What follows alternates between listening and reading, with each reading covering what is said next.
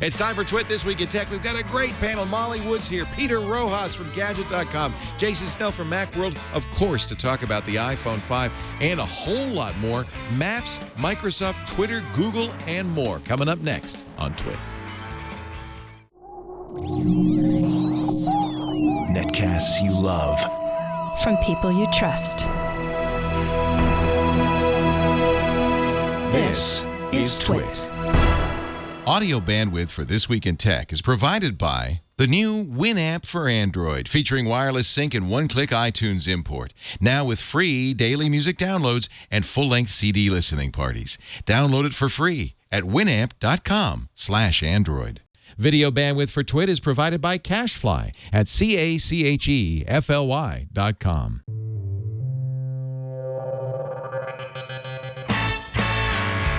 This is TWiT This Week in Tech, episode 372, recorded September 23rd, 2012. Strapped to a German. This Week in Tech is brought to you by GoToMeeting with HD Faces from Citrix. All it takes is a webcam and a click to turn your online meeting into a high-definition video conference. Meet with colleagues anywhere in the world, even from an iPad. Sign up for your 30-day free trial today. GoToMeeting.com, click the Try It Free button, use the promo code TWiT.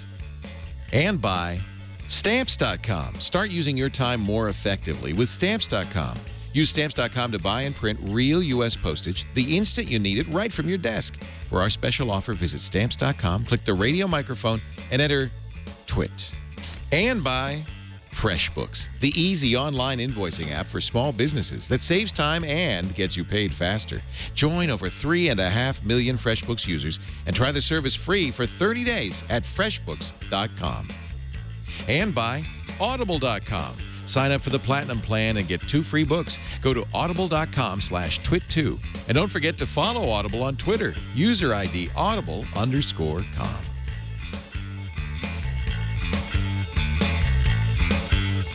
It's time for TWiT This Week in Tech, the show that covers your technology news from the week. I apologize for not being here last week. I thank John C. Dvorak for filling in.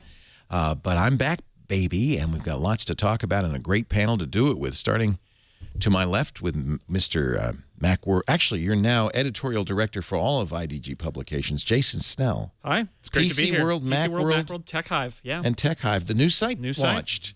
Last week. Oh, congratulations. It's out. What is Tech Hive? It's a little different than a tech. It's not exactly like a magazine, or it's what is it? It's another it's a tech website like Macworld and PC World, but about more general technology stuff. So cameras, phones, tablets, the web, social media, sort of trying to do what PC World and Macworld have always done, but being able to spread our wings a little bit. I really like it. Look at that. Very interesting. Good folks at Mule Design helped us design this. I was judging it by the way it used to look. Yeah. Which is just kind of a generic WordPress Yeah, blog. it was pretty much watch the space. You There fooled will me. be a site here eventually. This is beautiful. techhive.com. Well, it's good to have you back, Jason. It's great to be here. Usually have him on Mac Break Weekly, but this is a good time for you to be on the show. We'll explain why in a moment. Also with us, also very good time to have him from Gadget.com, Peter Rojas. Good to have you, Peter. Yeah, it's great to be back. Long-time observer of the tech scene. Yeah, I've been in the game for way longer than I like to admit at this point. Yeah. Well, good. We have something to talk about with you, too. And I am so pleased to welcome Molly Wood back for the first time in months. Hello. It's wonderful to be back. It has been ages. It has been ages, and I haven't had a chance to congratulate you on Always On, which is really good. Thank you. I don't think that is nice of you. I don't know. I don't think Peter Rojas jumped out of a plane with an HTC One. I don't think Jason Snell jumped out of a plane, but Molly Wood jumped out of a plane. It's true. A helicopter, actually.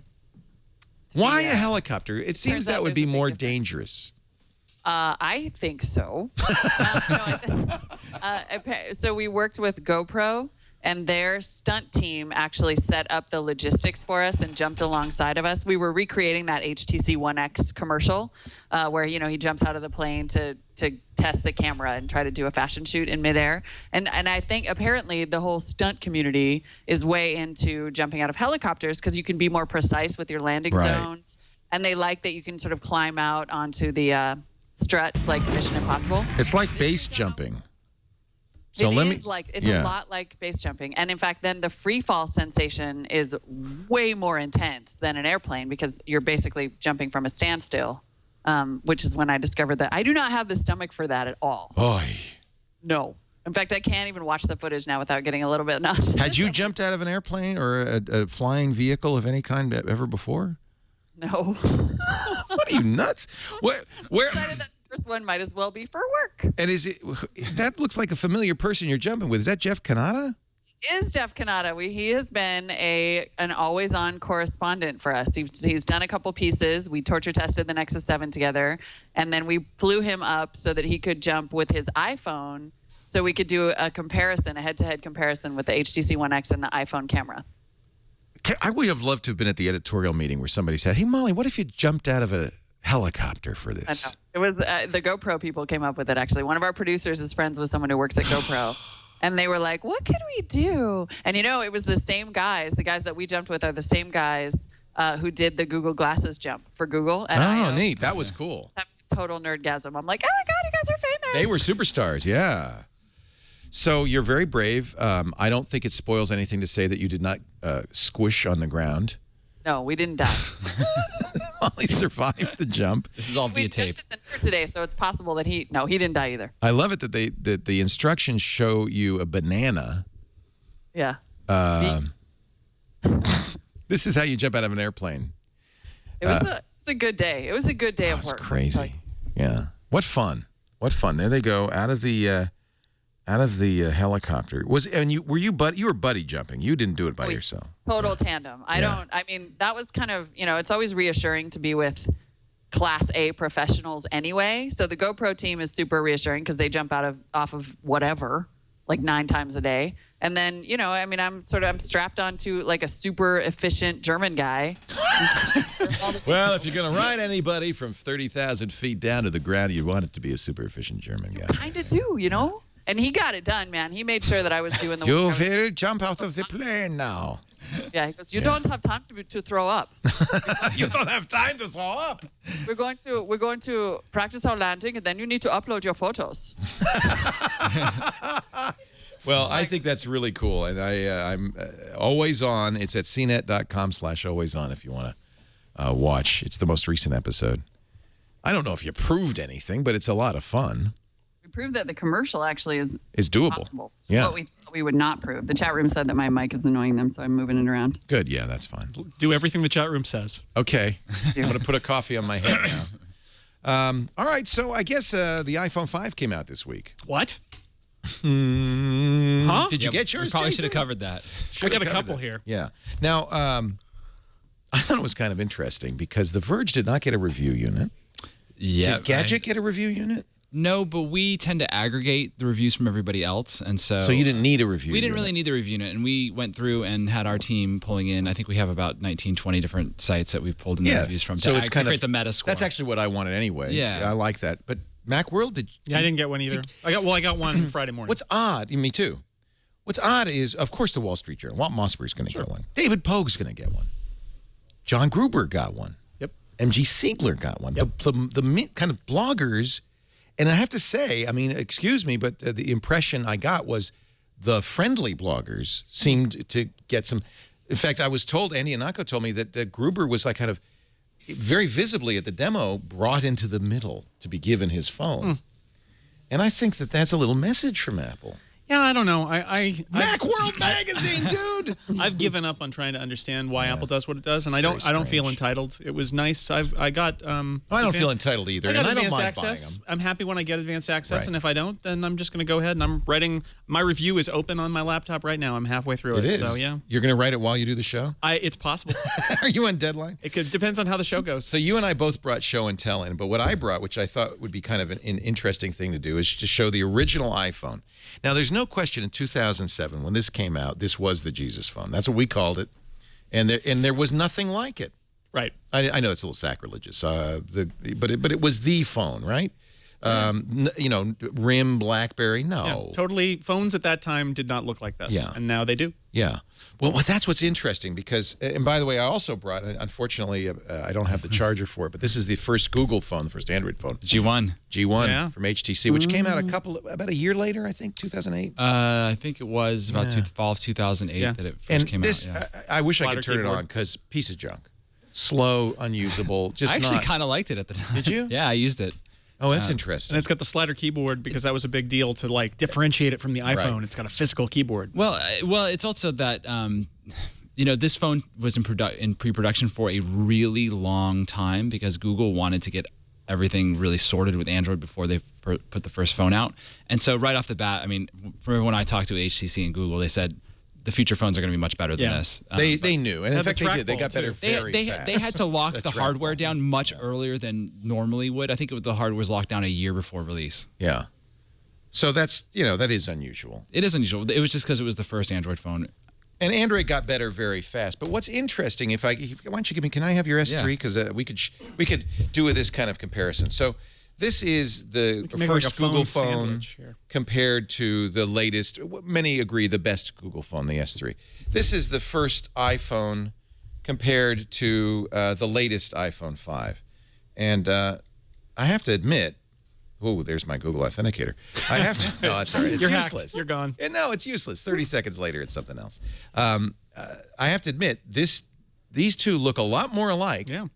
Than the first Google phone and the top-of-the-line Google phone. And now, if you compare the S3 to the iPhone 5, is it okay if I open this up? I don't want to show anything personal. There we go. A lot bigger screen. Yeah. Even this tall iPhone 5 screen is shorter than the screen, and it's a lot narrower of the Galaxy S3. Yeah.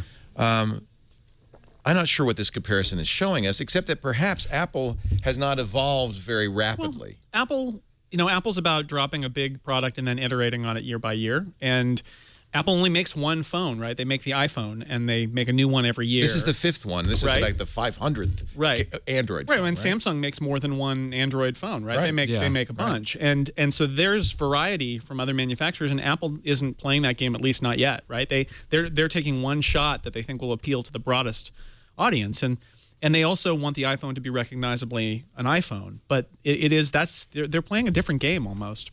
Well, but I think that HTC and Samsung are changing so far along in the iPhone thing. It's making it, this is the iPhone 5, but it's really more like the iPhone 10 or something, right? So it's getting increasingly underwhelming, I think, to get into iPhone because the laws of physics mean that there's only so much better you can make it. It still ultimately is a rectangular touchscreen so far. Yeah.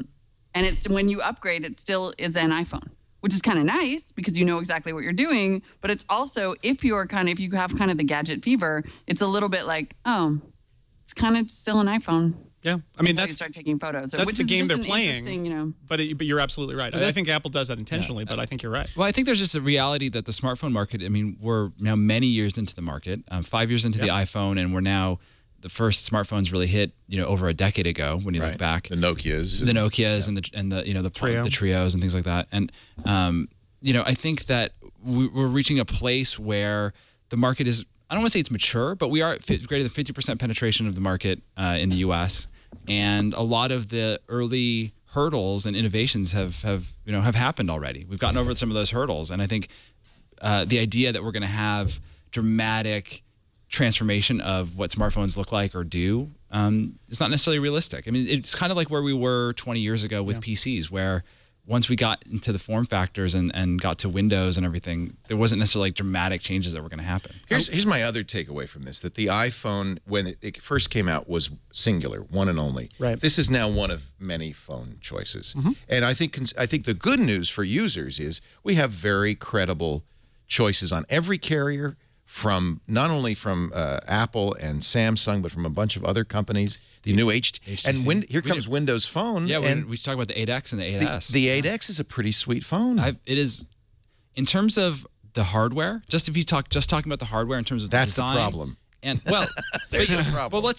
I mean, we can talk about Windows Phone in a sec, but I think if you just talk about the hardware and the design and the thoughtfulness that's went into the 8X, I mean, they are getting to, I would say, Apple-esque levels of quality, fit and finish, thoughtfulness of the design and the qualities that they're trying to imbue into the device to make it a delightful experience. I think that, setting aside how you feel about Windows Phone, just that the HTC is actually producing some of the best phone hardware around. I thought the Lumia 920 was going to be the Windows 8 phone I wanted, and I've been convinced by I would go Paul for the Thurrott. 8X. Yeah, Paul Thurrott and Mary Jo Foley agree. Yeah, looks much better. This is the phone. Now, nobody really played with it yet because Microsoft's not letting... Were you able to touch icons? I've played with the 8X, yeah. You have? Yeah. All right. So somebody has. Mary Jo Foley was not allowed to she was allowed to hold it, but not to actually touch an icon. Yeah, no, I had access in other ways. So one of the things Microsoft has told its manufacturers is we're not ready to show all the features of Windows Phone 8 yet. So they haven't released an SDK, and which is a problem, I think, but we can get to that later. And they haven't really let people really play with it. But good, I'm glad you did. So tell us about it. I mean, the screen is amazing. I wasn't able to spend that much time with Windows Phone 8 to really, get into a lot of the the new stuff that's available to it. But the hardware you like. The hardware's great. I mean, the camera is really nice on the 8X. This may be the best camera, better than the Lumia. Definitely better than the Lumia. Yeah. The phone itself is thinner, and the screen is it just really pops. And the other thing is like they're offering these, really bright, colorful. I mean, I couldn't some sort of lime green, fire engine green. It looks like. I couldn't carry that, but really, I did. I love the yellow. I love the lime green phone. I mean, I think Windows has such a hill to climb in terms of marketing and getting attention that, frankly, it's not a bad idea to pull out every single stop, including lime green phones, because there's no reason that these phones can't be serious competitors to Android, serious competitors to I would say that Windows 8 phones to me are the one-to-one competition for iPhone in terms of market segment, in terms of people who want sort of a simple experience that is consistent, that crosses devices. It's just that Microsoft has to make that sell for people. But here's the problem. Microsoft has to do a much better job marketing. And apps. Yeah. Apps, apps are not there. They haven't released an SDK. Developers, unless you're one of the handful who are close partners with Microsoft, can't even yet write software for this thing. Yeah, I mean, the apps... That's a problem. It's coming out in 2 months. Yeah, it's getting better, but I think that Microsoft is... the biggest challenge that they have is that they need to go back 2 years in time, right? I mean, they just wasted too much time with Windows Mobile, and they pulled the trigger to do Windows Phone just way later than they needed to. And that's... Whether or not that's a deficit that they can overcome with... by improving Windows Phone and having great hardware partners is an open question. It may be, it's possible that there's nothing they can do to make up that time. It reminds me of the 49ers Vikings. Towards the end of the third quarter, beginning of the fourth, they were down a couple of touchdowns. You got to start to go for it. Don't punt. At some point, you can't punt. You can't punt anymore. You got to just go for it. You go for, that yellow phone. I mean, I think Molly's right that they're trying to reach a segment very similar to Apple. Don't make a phone that fulfills all the same needs that Apple fulfills. Make all the phones that Apple will never make because they're only going to make one, right? And that means colors and big screens. And do anything you can to not be an iPhone. On the iPhone, as long as it's black or white. Although it's pretty. Look, this is made like a Swiss watch. It feels good to me. That black phone, I had no idea. I only ever used the white one. In the demo room at the event, and the black one with because the metal ring around it, it doesn't look like the 4S. It's got the black metal ring. Everything about it is how much blacker could it be? It's like the Spinal Tap phone. None more black. Was it you who said it's the 2001 monolith? Somebody, yeah. I mean, that's going around. It's also, I mean, it's Darth Vader's phone basically. It's. I'm glad I got the black because I got it sight unseen and I like it. Some people have been saying that this paint is scratching. I took an X-Acto knife and scored it did not scratch. So this isn't paint. This is anodized. I've been hearing a lot of complaints. And I've been hearing people that their phone is nicked or scuffed when they take it out of the box. Well, bring it back if it's nicked or scuffed. Well, but it's happening. But I'm saying I'm getting, hearing from more people than you would expect that it's a problem. Well, it's funny because Apple made a big deal at the announcement about how they take a picture of the back and then match it with a very precisely matched, they want it to come across as if this is made like a Swiss watch, but if it sounds like the bevel. But they are making 8 million in 2 months or something, right? But it sounds like the bevel, the chamfer or whatever it is the place where a lot of the scuffing is happening, which is where they've got the little bevel on the edge. It's possible. Yeah. But you can't have it both ways, right? It's like Apple, you can't tout like your quality control and like your fit and finish and like and then it doesn't happen. And then say, well, you know what, things happen, Yeah. We are gonna. I will say, tomorrow is when I start torture testing the black Molly, phone. you've got the microphone. You now look like you're a I Borg. can't even there's no good place to put it. wearing Can I Google just glasses. Take it off? I hate it. Yeah, we can hear your eye now. I know, seriously, like my eye is making a weird noise. Oh, a hair touched it. A hair touched it.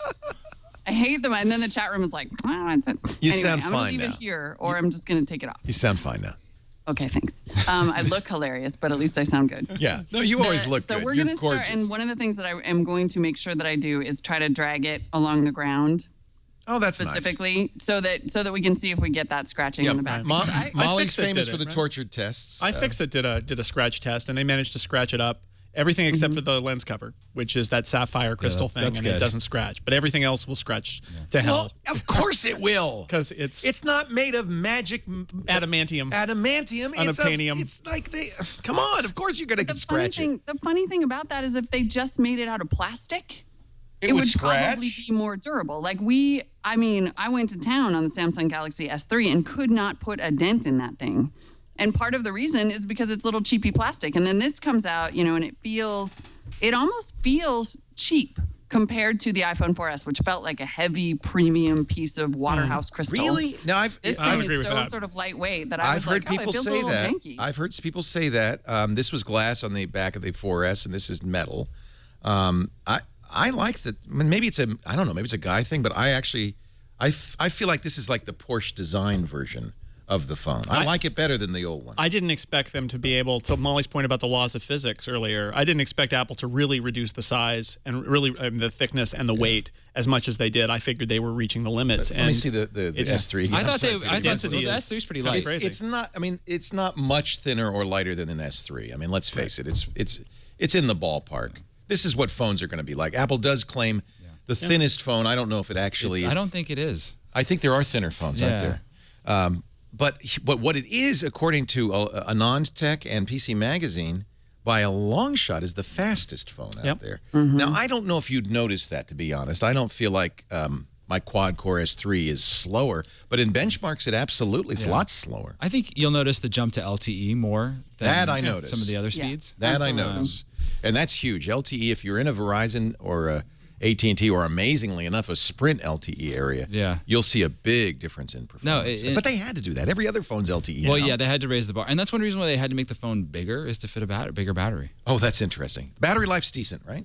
Although it's about the same. I mean, it's about the same as the old one, but the old one didn't do LTE. Right. So we don't take a hit, in other words. Yeah, exactly. And they did manage to make it 20% lighter, despite the enhanced battery, which means all the other components got lighter and the glass got thinner and lighter. And they didn't do the iPad thing. Though, I'm not noticing enhanced battery. That was the one thing where I would have definitely accepted a heavier phone. I was surprised. That to me was a big surprise that they didn't somehow double down on battery, because they've done such a good job of battery life with the iPad, with the MacBook Air. There are so many products in their lineup that have phenomenal battery life. I was kind of surprised to see that they didn't make that a big part of their kind of technical development, because that to me as a consumer, that's a huge jump. If you double down on technology around battery life, all of a sudden you are definitely speaking my language. Except I don't think they can. I mean, are you hearing about any technologies? Battery technology is still Well, you can make them bigger, right? I mean, Apple could have chosen to make this phone the same weight as the 4,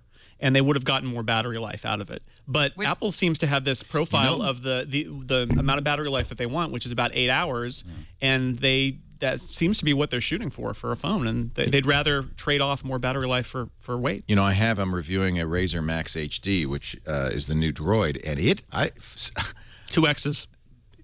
It goes a long way, but it's a smaller phone, it's a heavier phone. I mean, but if you want battery life, that thing goes 4 or 5 days on standby. Yeah. I have pictures. I can prove it. So you can get better battery life. I think you're right. In a phone where you can't replace the battery, that becomes an issue. I don't care on my S3. I just have 3 batteries. Yeah. And I could just swap it. You can just pop off that case and swap it out. So easy to do. And it actually has a pretty large battery, all things considered. It's got very good battery life anyway. I've been pretty happy. And with CM10, I've been pretty impressed. Now, see, I have to do that because the Jelly Bean has not come for the... It's supposed to be soon. Soon. It's been soon for a month. But you still have to deal with TouchWiz, whereas with CM10, you can get closer to a stock Android experience, which I prefer. So you rooted your S3. Yeah. And which S3 do you have? I have the AT&T one. And so it was easy to root and it was put pretty. CMT on It was pretty easy. I lost LTE. I don't think it's. That's the problem. I know. There's always one thing. But that will probably come at some point. Yeah, there's always one thing. It does actually improve the battery life. I'm sure, but I was feeling totally underwhelmed by iPhone 5 until I started using LTE, and then I was like, "Oh snap, I'm in." Yeah, that's the winner for. So my take. I'd love to hear what you think, but what I've been saying, what I said on the radio show today is, if you have a 4S, I don't think the larger screen is enough reason to spend a lot of money out of contract money to upgrade. But if you're in an LTE area, you might consider it. If you have an older phone, it's probably worth the upgrade. But this screen is only one icon row, 176 pixels higher. It's not.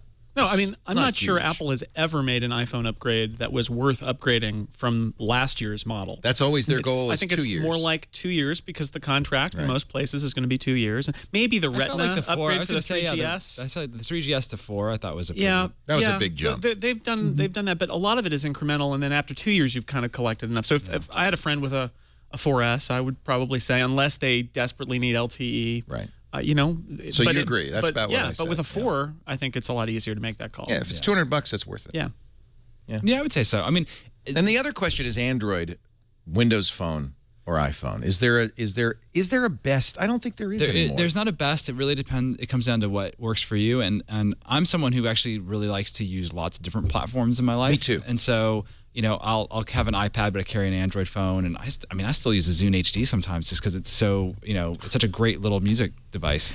Actually, Apple has a new Zune HD. They call it the iPod Nano. Yeah, it's really. I know. You might like it. Then I have to use iTunes, and then right. I'm trying to, and that's a mess. Trying to keep as much iTunes out of my life as possible. The Zune HD had a great screen. It was great an OLED screen. It was a really nice device. I still have my Zune HD. All right. Well, we're going to talk about some of the controversies, including the Maps controversy. I don't know if it's ginned up or not, but our panel will tell me. And there's other news, believe it or not. There's other news as well. Lots to talk about, including the fact, I'll throw this in, this Verizon iPhone 5, the SIM card's unlocked, and I could put an AT&T SIM card in it. Yeah. Yep. If I wanted. You won't get LTE, but... No. But if I go to Europe, this makes this, in my opinion, this might be the choice for a traveler. Yes, absolutely. Because you get Verizon LTE. And it's an unlocked SIM. An unlocked as long as you can GSM get a phone. nano SIM or cut a micro SIM down. That's the trick is the nano SIM. Yeah. I think you can. I actually think you cannot cut a micro SIM down, which is going to be a bummer. But I think you can. They really? Yeah. Oh, absolutely. Yeah. I've seen both. Very carefully. I've seen people cut down the micro SIM to the nano SIM. One wrong move. You got to be really careful. I use scissors to cut a regular SIM down to a micro SIM. It didn't work. But they make cutters. I bought a cutter, but I did it with an X-Acto knife once, and I got it to work. I had a million reasons and $100 a month worth of reasons to stay with Verizon because AT&T doesn't work where I live. Right. But the world phone factor was huge with me for this iPhone. I think that's really good news. It makes me feel good about switching from AT&T, which is what I did. Here it is, a nano SIM card cutter just for the iPhone 5. So maybe you want to bring this with you. It looks like they're cutting off some of the metal. That can't be good. That's scary. That can't be good. You don't need this part? They just put it in that was just extra? Apparently so. You don't need that part. That's just to throw you off. It's cut decoy. Yeah. To make you not want to cut through it. See, Molly, this is why there's some discussion. Yeah. You actually cut into the metal. Exactly why. Like the part that looks like the circuitry also gets cut. It's just a flesh wound. Nice. Oh, apparently there is 15% thickness difference too, so you have to shave it. Aye. You got a razor? Presumably in the next 6 months or year, the nano SIM will be around, and you'll get one in Europe. I think nano SIMs are already in use in Europe, right? I don't think anybody's going to make it very difficult to trade. I mean, I went to the T-Mobile store to cut down a SIM for the S3, and nobody makes a big deal out of it, so I don't think it's going to be that difficult. I would say maybe let's... Remember, the Nokia fought this tooth and nail. They did not want nano SIMs, but they lost. Well, they wanted a different standard. A different nano SIM. Yeah. A nana SIM. We're going to take a break. A nanu SIM. We're going to take a break, come back. Molly Wood is here from Always On. So nice to see you again. Yay, Molly. We missed you. Peter Rojas from Gadget. Missed you too, but he's been here a lot apparently. I thought you had never been here before. No, You've been here 3 times. This is definitely, I think, my 3rd time, yeah. I don't know what's wrong with me. I'm an old man. I forget. Alzheimer's is great, though, because everything is fresh and new. I've never been on the big show. I've You've never been on the big TWiT? show. No. Yeah, I'm only on during the week for Mac Break Weekly, which is from now on. I love Mac Break Weekly. No, but it's nice to be now here. that you're IDG's editorial director, you do Tech Hive. I'm not just the Mac guy anymore. You're not just a Mac guy. I'm in the big leagues now. PC World. I mean, you're in the bigs. Yeah, you're working with Windows now. We could have you on the show. You're okay. We'll have more in just a moment, but first a word from Citrix. If you're in business, you know that it's very hard to have face-to-face meetings with everybody you work with. Everybody's out traveling, they're around, going out places, or their vacation time. This is why I love GoToMeeting with HD Faces from Citrix. Meeting is believing. I talked about last week. I talked about this amazing Cornell University study where they actually were able to find 4 traits that people use to trust other people. And they did it over IM and they did it in person. And it did not work unless you saw the person. You cannot judge whether to trust somebody, according to this study, unless you can see them. It was like leaning forward versus leaning back, arms folded versus open. There were 4 traits. They even did it with robots, and it worked. So it's this physical movement that people use to trust somebody else. It was a very interesting study. New York Times wrote it up a couple of weeks ago if you are interested. But it proves my point that when you're meeting with a client especially and you want to develop a relationship with them, a prospective client, for them to see you and for you to see them really is a big part of that meeting. That's why people want to meet face-to-face. It's just not always easy. GoToMeeting makes that possible with their new HD Faces. It's really fantastic. It's crystal clear video. That you can start a meeting from a Mac or a PC, but they can join a meeting from their iPad using the iPad camera, which is super cool, and the mic and the built-in headphones. So literally you can join a meeting on an iPad anywhere you are. Very easy to use. You also get free teleconferencing if you choose to use it.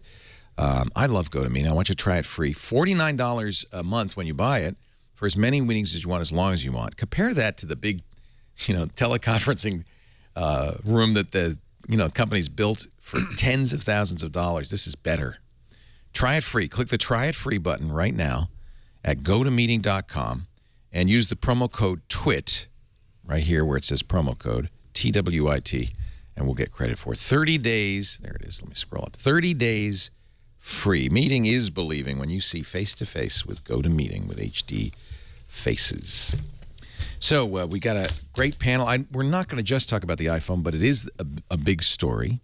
It only happens once a year, right? It only happens once a year, folks. It's like Christmas. Yeah. Or Columbus Day. It is for Apple. They sold like crazy. One of the issues Apple had is their quarter ends at the end of this month. They only had a few weeks, and the iPhone 5 was not likely to impact the quarter unless they sold a lot. Somebody wrote, and I don't remember who it is, that the real story of the success of iPhone 5 is not how many they sold in the U.S., but that they were able to get into 30 countries before the end of the quarter. That's a testament to Tim Cook, to the operations supply guy, chain. the supply chain guy. And that's the kind of stuff that's not, doesn't make great headlines in the newspapers, the blogs, but really does make a difference. Yeah, there it is. It's from Reuters. We all get excited about the products, right? And business reporters are more excited about this other stuff. But it is a secret to Apple's success and why they can price the phones the way they do in all their products is the supply chain, the volumes of parts that they buy, and expanding this international rollout. Because when you look at the iPhone's growth curve over the last few years, there's so much of it happening internationally. Outside the U.S., the iPhone is still growing tremendously fast, especially in places like China. So it's a big deal for them to get this rollout. I mean, the first iPhone or 2, the rollout was really slow, and now it's pretty huge. I remember pretty fast. giving Amber MacArthur a jailbroken and hacked iPhone a year after it came out because she still couldn't get one in Canada. Yeah. Now they're by next Friday, 31 countries. By the end of the year, 100 countries. That's 30 more than the iPhone 4S. There are 240 carriers. Right, more carriers now than before, too. Mm-hmm. Well, and it's not just an accomplishment, it's a requirement for Apple. I mean, it's something that they have needed to do. The fact that they have improved fulfillment overall over the last decade is fantastic for consumers, but an international rollout at this point in the market share game is crucial for them because they are the minority to Android. Android has a much bigger global base. And so being global for the iPhone is really the only thing that will keep it competitive against Android over time in the long run. One of the things I compare it with is the Amazon, the Kindle Fire HD rollout, which was basically US only. And while that's great, and I think what somebody said is, well, Amazon doesn't care because really the Fire is designed to be only for people who use Amazon a lot. That's who the market is for them. No, I mean, it's designed to tie into their ecosystem of services, and if they can't offer those services in then the market, they don't want you to buy it. There's no point. And yet, that's what makes the Nexus 7, for instance, the Google 7-inch tablet, so much more important than the Kindle Fire because it is international, right? Well, I think that, I mean, it's definitely important to Google, absolutely, and I think it's been important for Android. I think that Amazon is playing a different game than everybody else. And it was really interesting to hear Jeff Bezos say, we don't want to make money on the product. We want to make money when you use the product. Well, the theory that I have is that one of the advantages for them, or one of the reasons why they are so aggressive in selling the Kindle Fire so cheaply, is not just because they want everyone to buy Kindle, Amazon tablets, but because they recognize that for a lot of people, they're going to have more than one tablet in the house, and that maybe the first tablet will be the iPad, but the second one will be a Kindle Fire, which is cheaper, more affordable. And if you are using, what you're going to do is you're going to kind of, for when you're going to talk about ebooks and television and music and things like that, you're going to pick the lowest common denominator service, the one that works across both of your tablets, and so you use the Amazon one. You use the Kindle app on the iPad as well as on the phone. Exactly. And so it's not just about Amazon selling tablets that people consume their services on. It's actually about making people more inclined to use Amazon services on other devices. That makes sense. They just released for the iPad an Amazon streaming movie app. Absolutely, and they're going to keep doing stuff like that because they want people to have. It's almost kind of like a loss leader to get people sucked into your ecosystem. And if that's how it works, I mean, that's why at some point that's why they're pricing the Kindle ebook reader so aggressively, because once you start buying all your ebooks on the Kindle, even if you're going to read them on your iPhone or on your iPad also, you're not going to buy iBooks because you can't use it on your ebook reader. I already do that. Yeah. I buy them on Kindle. Exactly how I am. Me too. That's the most interesting thing in this whole ecosystem discussion over the past few years is that Amazon is maybe the only one who is not trying to create a proprietary ecosystem of interlocking devices. They are going for that kind of, just like Peter said, I'm just going to say it again, but a slightly different way. They have a more global model. They have a model that can somehow make sure that they're actually wherever you are, which in the long run might be more effective. I don't think consumers want to be locked in. I don't think, I think that people do want to mix and match an iPad and an Android phone, or an iPhone and an Android tablet and a Samsung TV, as opposed to buying everything from Samsung, Apple, or Google. But I bet you, Molly, you have an iPad and a Kindle e-ink reader. I do. Yeah. What's interesting? We all do. Yeah. The iPad to me is not a reader and never has been. The iPad to me, I think the evolution of that device is that it is essentially another TV in the household. I mean, in my case, I'm not allowed to touch it. Only my son gets to touch it. So I had to. Is that Eli's rule? Kinda. Well, I mean, I could maybe touch the iPad when he's like asleep, but if he sees me playing with it, no, it's mine. Yeah, he's like, "What are you doing? I need to be watching Ninjago on YouTube now." Eli rules. That sounds like my son. What is it? Ninjago? Lego Ninjago. It's the world's greatest marketing scam for selling Legos. Yeah. I feel so old. Dude. It's a Lego show? Like, can we have a tangent rant about the evil that is Ninjago? What is it? What's going on here? Little guys. N-J-A-G-O? How do you N-I-N-J-A-G-O. And it's like Lego was like, we're not selling enough Lego. We need to sell even more Lego. So let's make a TV show with animated characters who are made out of Lego. And then people will watch the show and become obsessed. It's not Ninjago, it's Ninjago. No, it's Ninjago. Trust me. Trust me. I could get my son in here. He'll explain it to you. No, you see, the reason it's Ninjago is, okay, so they're fighting, and then you buy the Lego set. They're made out of Legos. And then you can't buy just the little guy. No.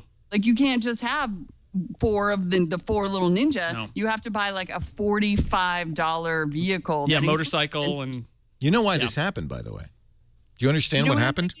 I'm thinking universally available CAD software and 3D printers and down. No. The reason this happened is Lego's copyright on the Lego design expired about a year ago. Huh. So anybody can make Lego compatibles now. For a long time, and they were very aggressive about pursuing people, you could not make a compatible Lego. So now it's all about the intellectual property. And Lego saw this coming, and if you went to Legoland, as I did with my kids were your age, your kids' age. My kids will never be your age. No. When my God, I hope. Let's hope.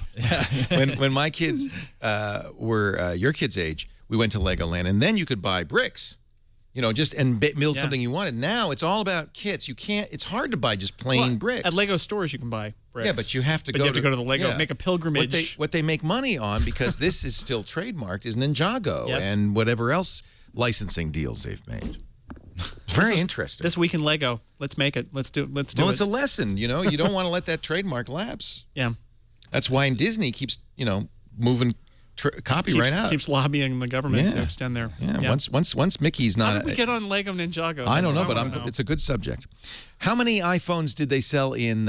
If you went online to buy 1 hour before Apple Store got sold out, midnight to 1 a.m. Yeah. I got mine on Verizon 8 a.m., but I couldn't get the 64 gig. They were sold out shortly after. How about yesterday? Were the stores in short supply? I talked to people who walked right in. The line, the lines are great for PR for Apple, and that's why they reserve a certain number to put at the stores separate from your pre-order.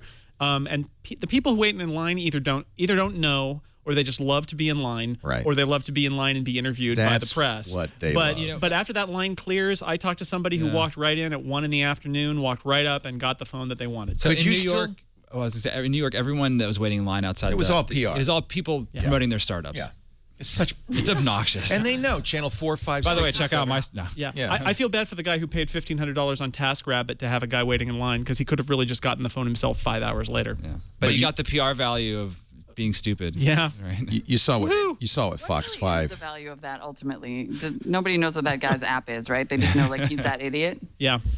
TaskRabbit. It's great for TaskRabbit. TaskRabbit, yeah, maybe TaskRabbit's. That's maybe true. he's a TaskRabbit. They're pulling plant. the strings secretly. It's all coming together now. They're probably in league with the Ninjago people. Next season of Lego Ninjago, they fight the TaskRabbit. We're back on Lego Ninjago. All right, here is exactly why somebody is first in line in an Apple store. This is Fox 5, the local news. Oh yeah, it's my local 5 days. I get. Watch this though. Watch. You got to watch this, Peter. I get press releases from people in line saying I'm in line. I'm going to be in line. It's about the experience. It's about There's the no doubt experience. that Don Hitirakti of New Jersey is a patient man and an iPhone fan. I've been out here since Thursday. Thursday, why? Well, Because my startup. Is the most amazing, best Apple product Watch though. ever. Watch The carefully. iPhone 5 doesn't even come out until Friday, but already about a dozen people are camped out in front of Apple's New York flagship store on Fifth Avenue. Starting at $200, the iPhone 5 is sleeker, has a laser keyboard, holographic images, and other cool new features. Last year we learned that from the iPhone 4 for 18 days. And that's why I won't be watching Fox 5. Wow. And other. I will say I live in New York, and that's actually pretty normal for that channel. Apparently, the reporter got taken in by a concept video that's been floating around for a while. Is that on report YouTube. from the fringe universe, the alternate universe? I want that iPhone. parallel- The thin one with Yeah, a well, laser in the whole. That's the iPhone that happens when we surpass the laws of physics. Yes, and it won't be. That's the Caprica iPhone. It won't be scratchable Sweet. either. That's the good news. That would actually be news. The moment the line waiters are more of a PR liability than an asset for Apple, Apple will turn it off and say we're not going to let you wait in line, or they'll change the. I mean, it's all. We may have just a seen calculation. the last one. It's jumped the shark, don't you think? That's pretty embarrassing. There was some free advertising there, other Pretty than the fact that it was for lasers and holograms. How many did they sell based on that? Well, my question is, how many do you think the first weekend everybody will be watching? They sold. They said what, 2 million in the first day on the pre-orders.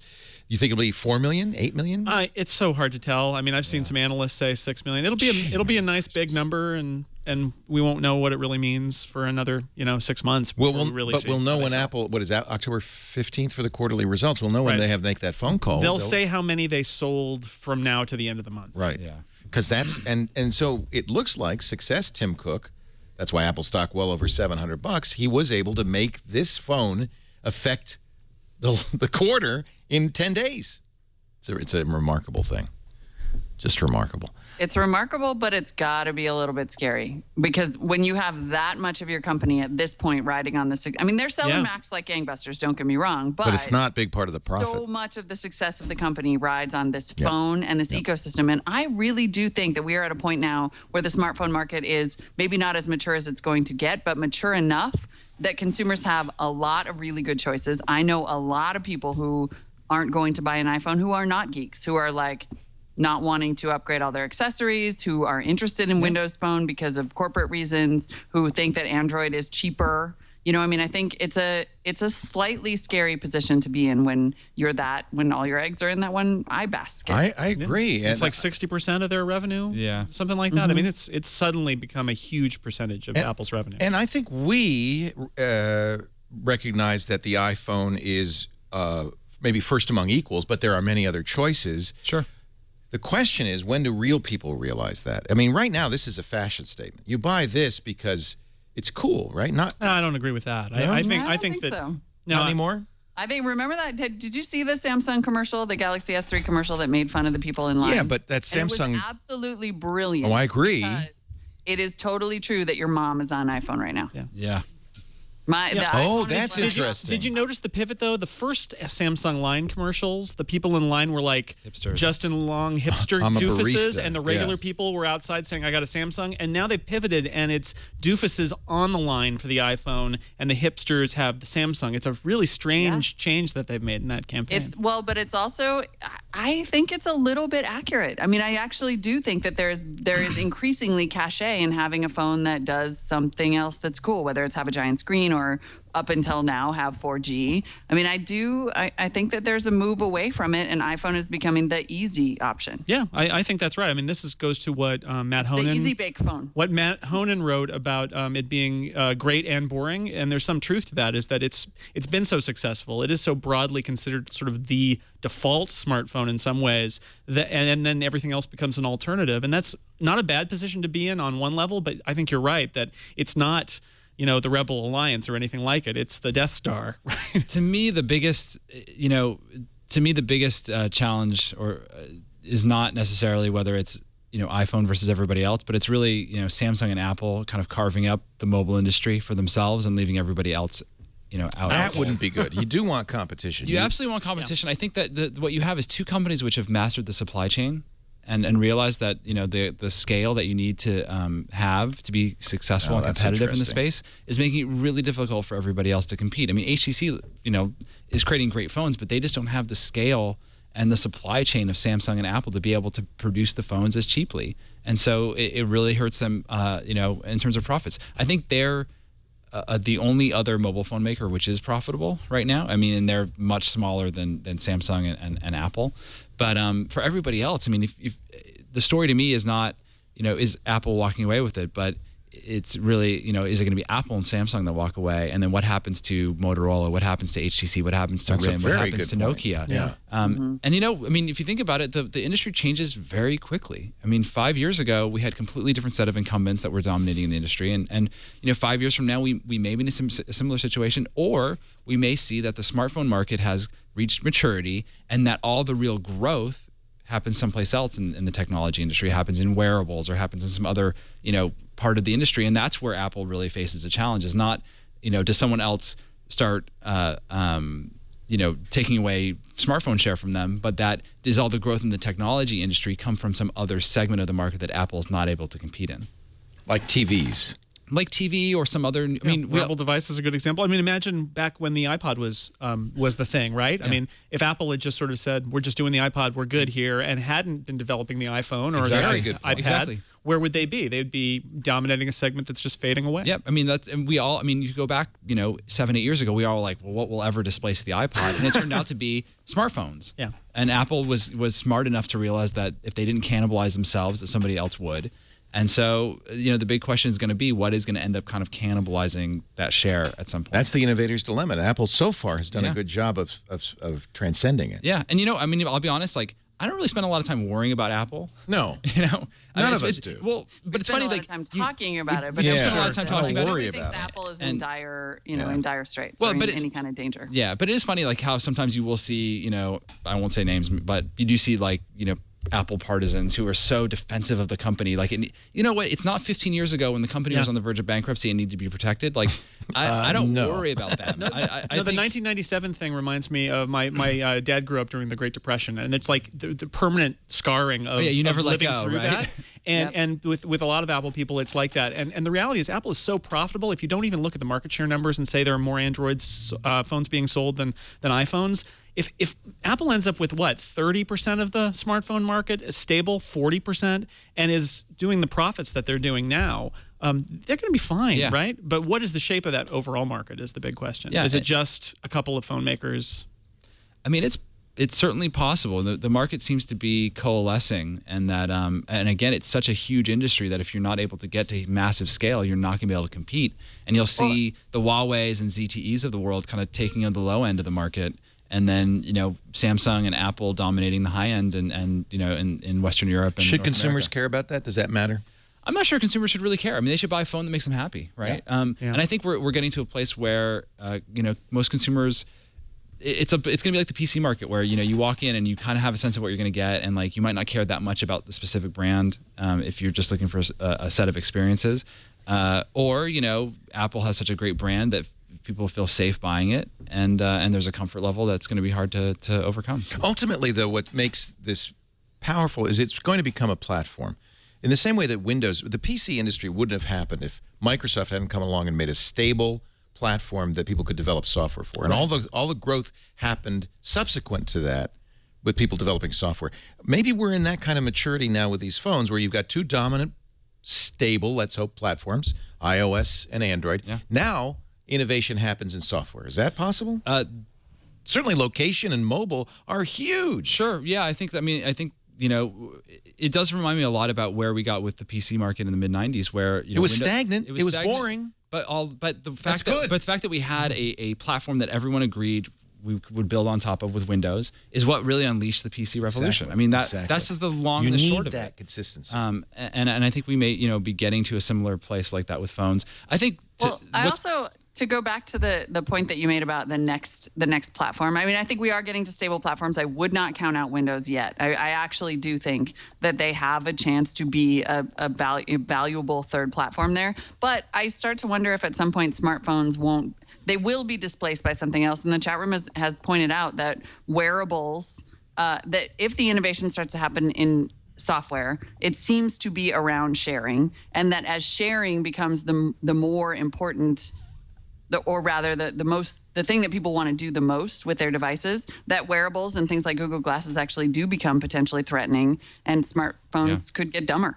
That's an interesting thought. No, I think we might see an unbundling of the smartphone into a bunch of different devices. And so I wrote something the other day that my kind of pet theory that the reason why they changed the design of the Nano was to make it less watch-like. We read that article last week because I thought that was very interesting. People thought that Apple had missed a bet, that there's this huge market for wearable nanos, and they changed the nano so it's no longer a wristband, but you had a great insight. No, Apple doesn't make a mistake like that. They make mistakes, but they didn't. That's not a mistake. I thought that was brilliant, Peter.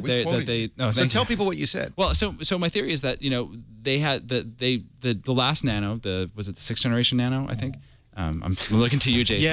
Yeah. You should know this, Cole. Yeah, it's the 5th or 6th. There's so many nanos. Okay, anyway. So the last one had this watch, you could put it in a watch band. It was kind of had. And there were all these Kickstarter, things to make watch bands. And so, is there anybody wearing a nano watch in the studio audience? That wasn't even about it being a wearable. It was a disconnected wearable. It was a little weird. It doesn't matter but there if you're were a wearing lot of something people that is not connected. It has to be an always-on device. Right. It has to be connected somehow. It has to be involved sharing. So there's the just be Pebble. like So that's something why the that Pebble. goes But up. people thought that this was maybe a direction, and then Apple would evolve it, and instead they backed away from it. They with went the like Nano. this. They cut it and said, we're going to have the nano that you clearly cannot wear on your wrist. And so my theory is that they did that to make room for a wearable device, because it would be a little confusing to have the Nano, which is kind of something you can wear on your wrist, and then this other wearable device. And I would think that this wearable device wouldn't be necessarily about playing music, more about controlling, your phone or notification center stuff. A Pebble from like Apple, a Pebble like device, and it would be cheaper. Except integrated deeply with the iOS. Yeah, system, and have right? like Bluetooth 4.0, and it would be something that allowed you to extend that iPhone experience into another device.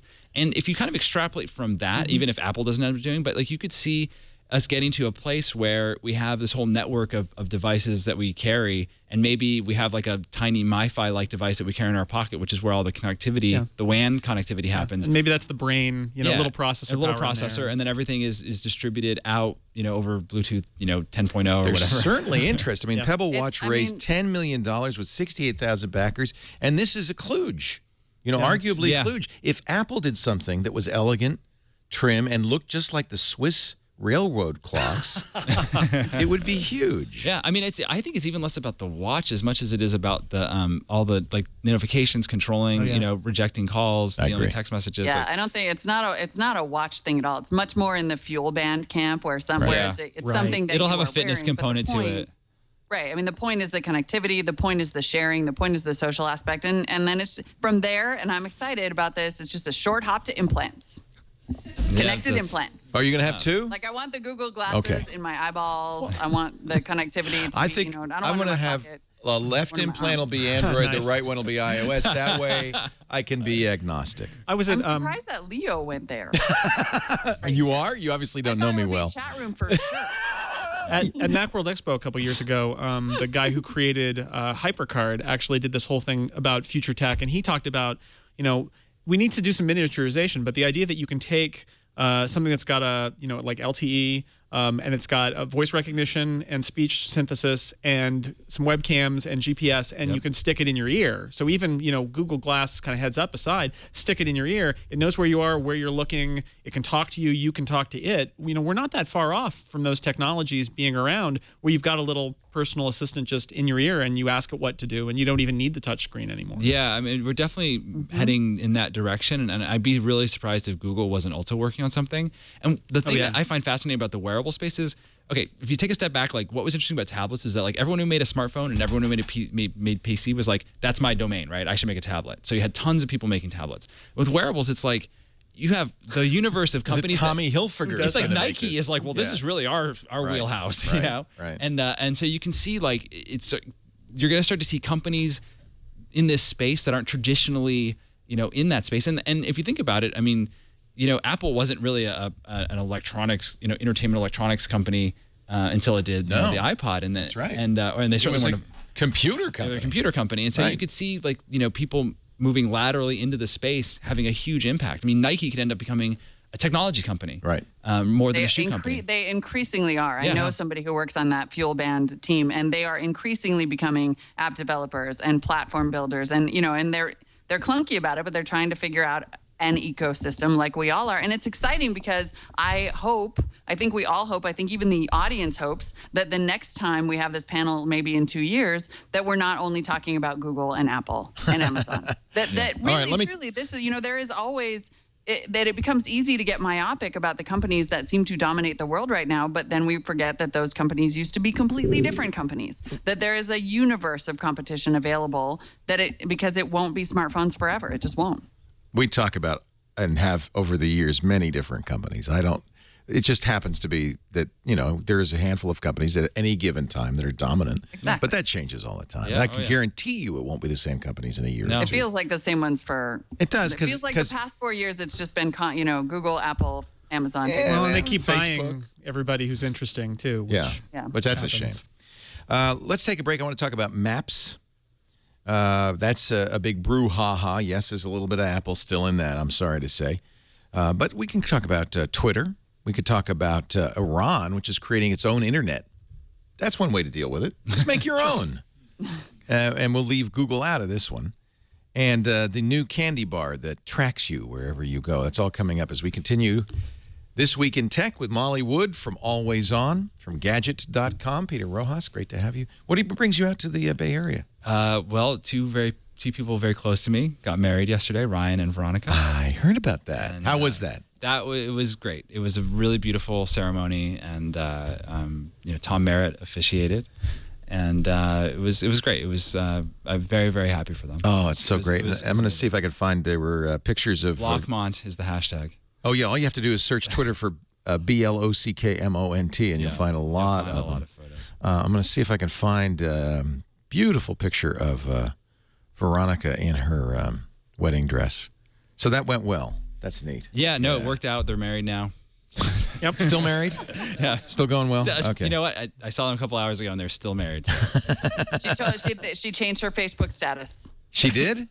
Yeah. Wow. Actually, Eileen, Tom's wife, tweeted a super cute photo of the two of them like changing their status together because they're such cute nerds. Oh God, that is so nerdy. Yeah, they did it at brunch today. Adorable. They did that as part of their ceremony. No. That was like, whatever from breakfast. They should have done it. Here's how long ago I got married. So when I got married 5 years ago, we actually changed our status on MySpace as part of the ceremony. Wow. Or at the reception. That is kind of cool. I didn't even think about that. That's the new thing to do, huh? Well, not MySpace, but Facebook. Well, hey, next year will it be I've really still be dated Facebook? myself. JT has his way. Wow. What will be the next one, huh? Let me see if I'm scrolling through my... I've been married 18 years. I can't go. remember logging into CompuServe or... So this is... No, that's I don't know what that is. That's Waiting. That's Ryan. That's not from yesterday. That's not the That wedding. doesn't look like it. Just do a Twitter search for Block Mom. You're so technical. Do a Twitter search. So It's not that technical. There's no such thing as a Twitter search. Don't you know that? All right. Hashtag BLOCKMONT. It should be easy enough to find. Yeah, the first picture I found was of like the high-tech toilet There at she the is. reception, though, so that's not so good. Oh, doesn't she look there you go. beautiful? There we Eating go. cake. That's Tom Merritt took that picture. Gorgeous dress. It's a little dark. There's the reception. It was a small wedding. Yeah, it was really small. It was Ryan and Tom. They're looking a little green right now. He must be nervous. Oh, that's nice. All right. Anyway, congratulations. I'm glad you came out for that. That's Yeah. neat. We got to benefit from it. Definitely was not going to miss that. Are they going on a geek honeymoon? Where are they going? They're going. I don't want Pirates to say of the too Caribbean? much. They're going to take a few days. Good. Somewhere. We have a board meeting on Thursday, so he has to be back for that. Sorry, Ryan. But they're going to take a proper trip next year. Good. So that's what they owe. It's my home country of Peru, actually. Oh, Yeah. That's your home country? Yeah, I'm a dual citizen. I didn't know you're Peruvian. Yeah, half Peruvian. Yeah. Rojas, Yeah. of course. Yeah. Oh, Peru's great. I love Peru. Yeah. I was in Machu Picchu this time last year. You know, It's beautiful. my great uncle built the hotel that's there by right outside the site. No kidding. Yep. Which one? There's one that's literally right That's the one outside. we stayed in. Yeah. It's a beautiful hotel. he Yeah. built that, yeah. Yeah, you can walk right into Machu Yep. Picchu. It's great. Boy, if I'd known, I would have dropped your name. I know your nephew, you know. Anyway, we will continue on with it in the show in just a bit. Also, here, the editorial director for IDC and TechHive.com, Mr. Jason Snell. Macworld Magazine, that too. Stamps.com. Can I talk about postage? This is, what were we talking? It's like postage on demand. We were talking about this the other day. Normally with postage, you go to the post office, you buy stamps, you do all your mailing, you come home. Wouldn't it be nice if whenever you need it, you had a stamp, and whenever you need to mail something, you were ready to go? Stamps.com, it's on-demand postage because you use your computer and your printer to print postage. Always the right postage, the postage that you need. They have a USB scale. In fact, I'm going to tell you how you can get that for free in a second, that you plug into your computer, and then it's just automatically tells you what postage you need. You print right on the envelope if you want with not only the postage, but Stamps.com will do the whole thing, the addresses, the return address, your business logo, and Stamps is very professional looking. They print mailing labels. And if you're doing international mailing, they'll automatically print out all the forms you need, and you get discounts you can't get at the post office. If you're an Amazon, eBay, or Etsy seller, it's great for that. It'll take all the information from the website, print out very professional looking mailing labels. This is such a great service. Saves you money because you get discounts you can't get at the post office. It's on demand whenever you need it. And by the way, you don't even have to get up to mail it because the mail carrier comes, of course, every day to pick it up. And you can even schedule free pickups at your convenience. Stamps.com. Now, you see, it says $110 offer, but on the front page it says $80. Watch this magic. Brian Brush would be proud. You click the microphone on there. You enter TWiT in the field there, and $110 bonus offer. $55 in free postage. You get a free digital scale. That's that USB scale I was mentioning. You just pay shipping and handling on that. It's about $5. To make that up, they give you a $5 supply kit, and you get the 4-week trial. All you have to do is use the offer code TWiT. Never go to the post office again. A post office, hot and cold running post office, right in your house. Stamps.com. Give it a try today. So a lot of heat. It's interesting to watch Google spin up the heat on the Maps thing. Google, in fact, there was just an article saying Google spent 400 years doing its maps. I don't understand how that could be possible. Yeah. But that was what they said. Yeah, I wasn't sure what they were trying to. 400 man years? In man hours? Yeah. But it's more than that, I'm sure. This is how awesome Google is they built a time machine, or they will build a time machine, and then go back in time 400 years and start making maps. They say they have a 400-year advantage. So good luck, Apple. I don't know how they're doing that, but it is pretty clear from people who are complaining about the new Maps app on iOS 6. For those who don't know, I'm sure there's not many of you, Apple replaced the Google Maps on iOS 6, which it wrote. The app was written by Apple, but the data source was Google. The data was Google. Yeah. They replaced that with one that basically they wrote, but the map data is now TomTom and some other sources. Apple massages it, apparently not too much. Well, in some areas, right? If you test it in San Francisco, works great in San Francisco. It's perfect. But if you go out to into the Falkland Islands. English countryside, it's not so good. So I don't think that's a big deal. But what it does point up is, there's a lot to making a Maps app, and it's not going to be something that they're going to be able to come out of the box and immediately do a great job with, right? I mean, why is that too much to ask? I think it's reasonable to expect that the Maps app would be really good. I think it is also reasonable. Maps is a discipline that has now been well accomplished in the smartphone marketplace and elsewhere. And it actually is, every time I see one of these headlines that says, Apple's response is, well, bear with us, we're learning. And I'm thinking, really, what more learning do you have to do? From whom do you have to learn? Mapping is everywhere. There are tons of blog posts from people who are in the GIS and mapping industry saying you could have called any of us. By all accounts, Apple did not reach out to anyone. They did this when Apple stumbles, it is always for the same reason. It's because they built it in a bubble, in a crazy little Apple hubris bubble, and they didn't talk to anybody, and they didn't use the solution on the market. It's the same reason Siri sucks, because it's not Google. TomTom, which provided much of the data, was quick to point out that they don't have the same problem. Their TomTom app is fine, thank you very much. It's not our fault. Throwing Apple under the bus. Well, Apple people were throwing that TomTom under the bus, so I guess it's a defensive measure. Well, the thing is, it's not like Google pieced out and was like, we're taking our app off of why iOS. Apple knew. It was Apple's timetable. They had. So this is the question. What? And I think a reasonable point. Anil Dash made the point. Look, normally you'd think Apple protects the consumer. It does what's right for the consumer. Here, it clearly didn't do what was right for the consumer. It did what was right from Apple. Yeah. Right. Now, many businesses do that. I do what's right for TWiT. I don't care about you guys. But no, I'm kidding. I'm just kidding. It's a joke.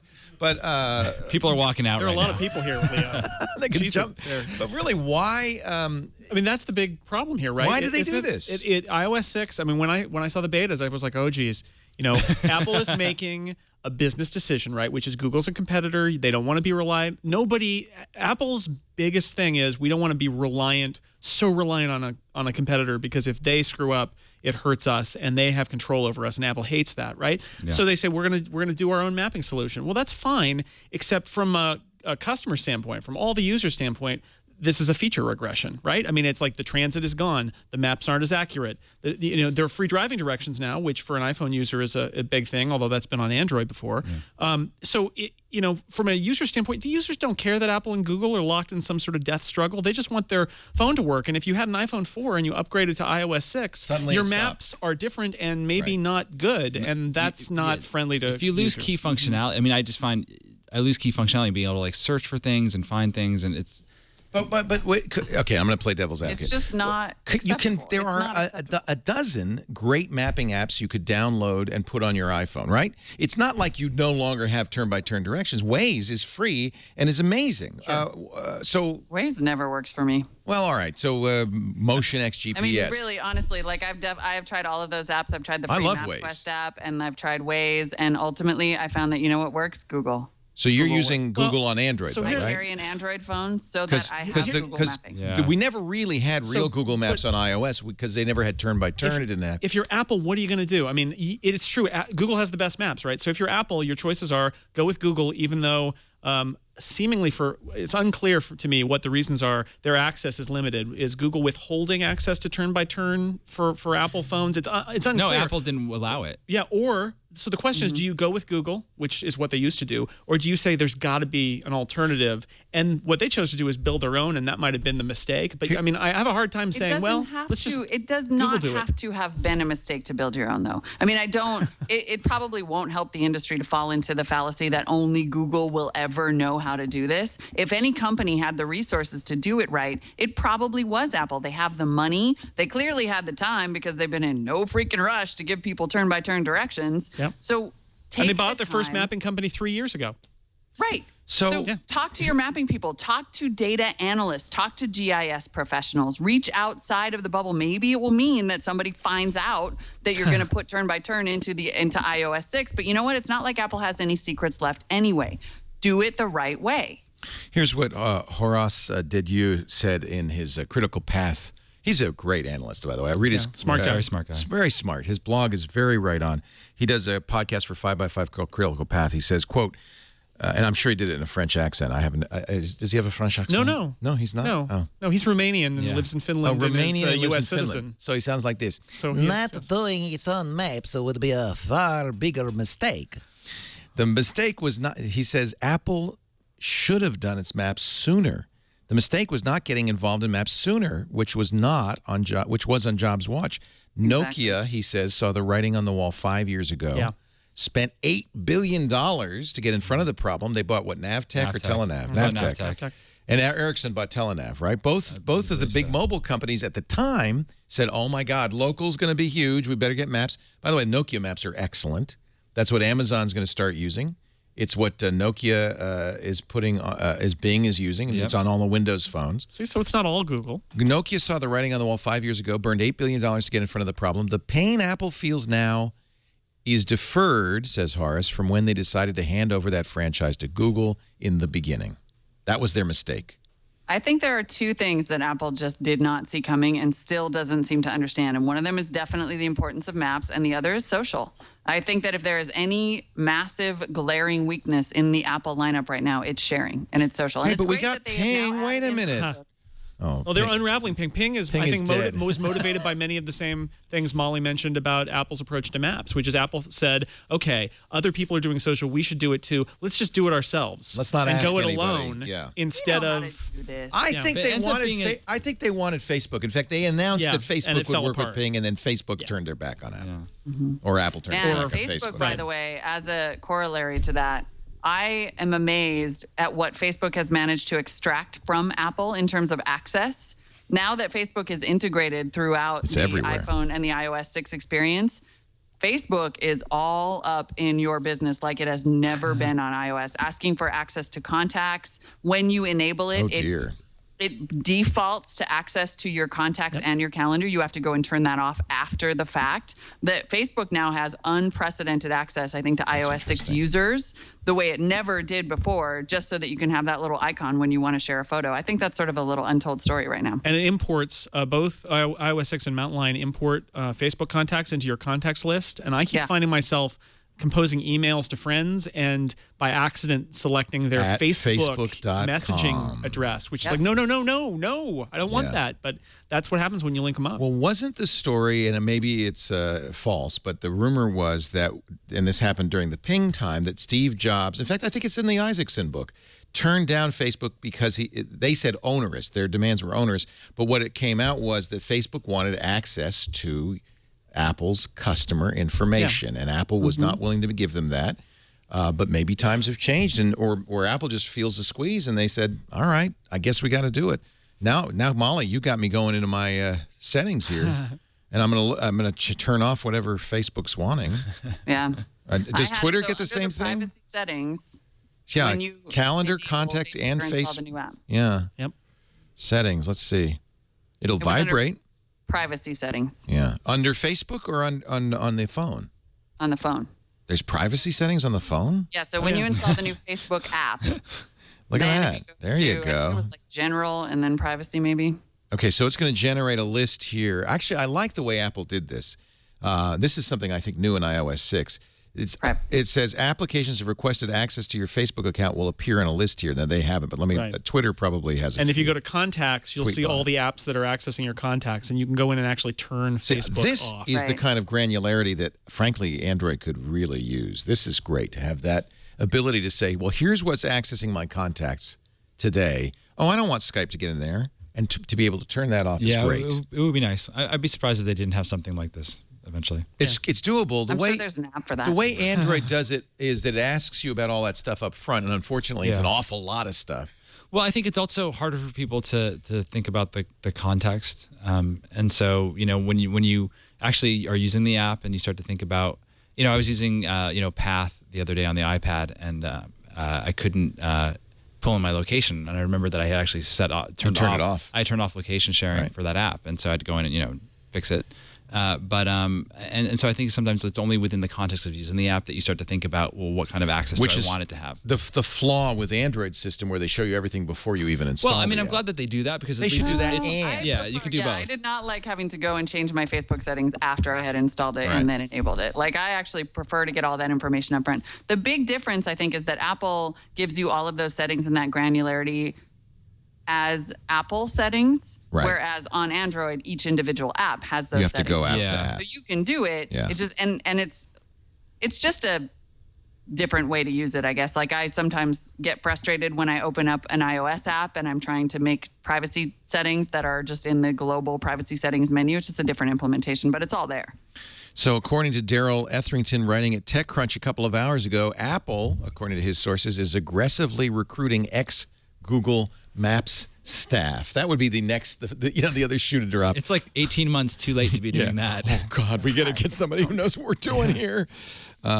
According to a contractor who worked on Google Maps, he says, many of my coworkers at Google Maps eventually left when their contracts ended or on their own accord. They were doing other GIS work. They'd heard rumors that Apple was going to develop its own in-house mapping program, and Apple hired him. He's paid handsomely as a GIS analyst, but it's, I think what Apple probably is fine. I think you hit the nail on the head, Molly, when you said Apple was a little arrogant about this, assumed, hey, we're great, we could do it, and it turned out to be just a little more than they realized, a little harder to do. I mean, I have no doubt now that it's out there that they will hire lots of people and spend a lot of money, and that the maps will get better, but it's a black eye for Apple that probably didn't need to happen. And it does make you wonder, and you don't want to spend the next 5 years saying, what would Steve have done?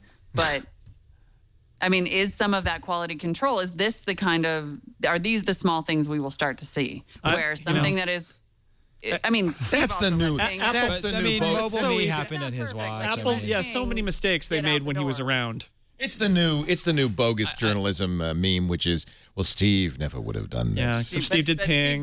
He let Ping out the door. There's plenty of stuff. And the whole Mobile Me launch and the G4 Cube. I bought a Cube the last day it was available. I went at Mac Adam. Remember that? Yeah. Out in San Francisco and Harrison. Yeah. I brought it home. I looked online and it said the Cube's been discontinued. I looked at it and I said, oh, crap.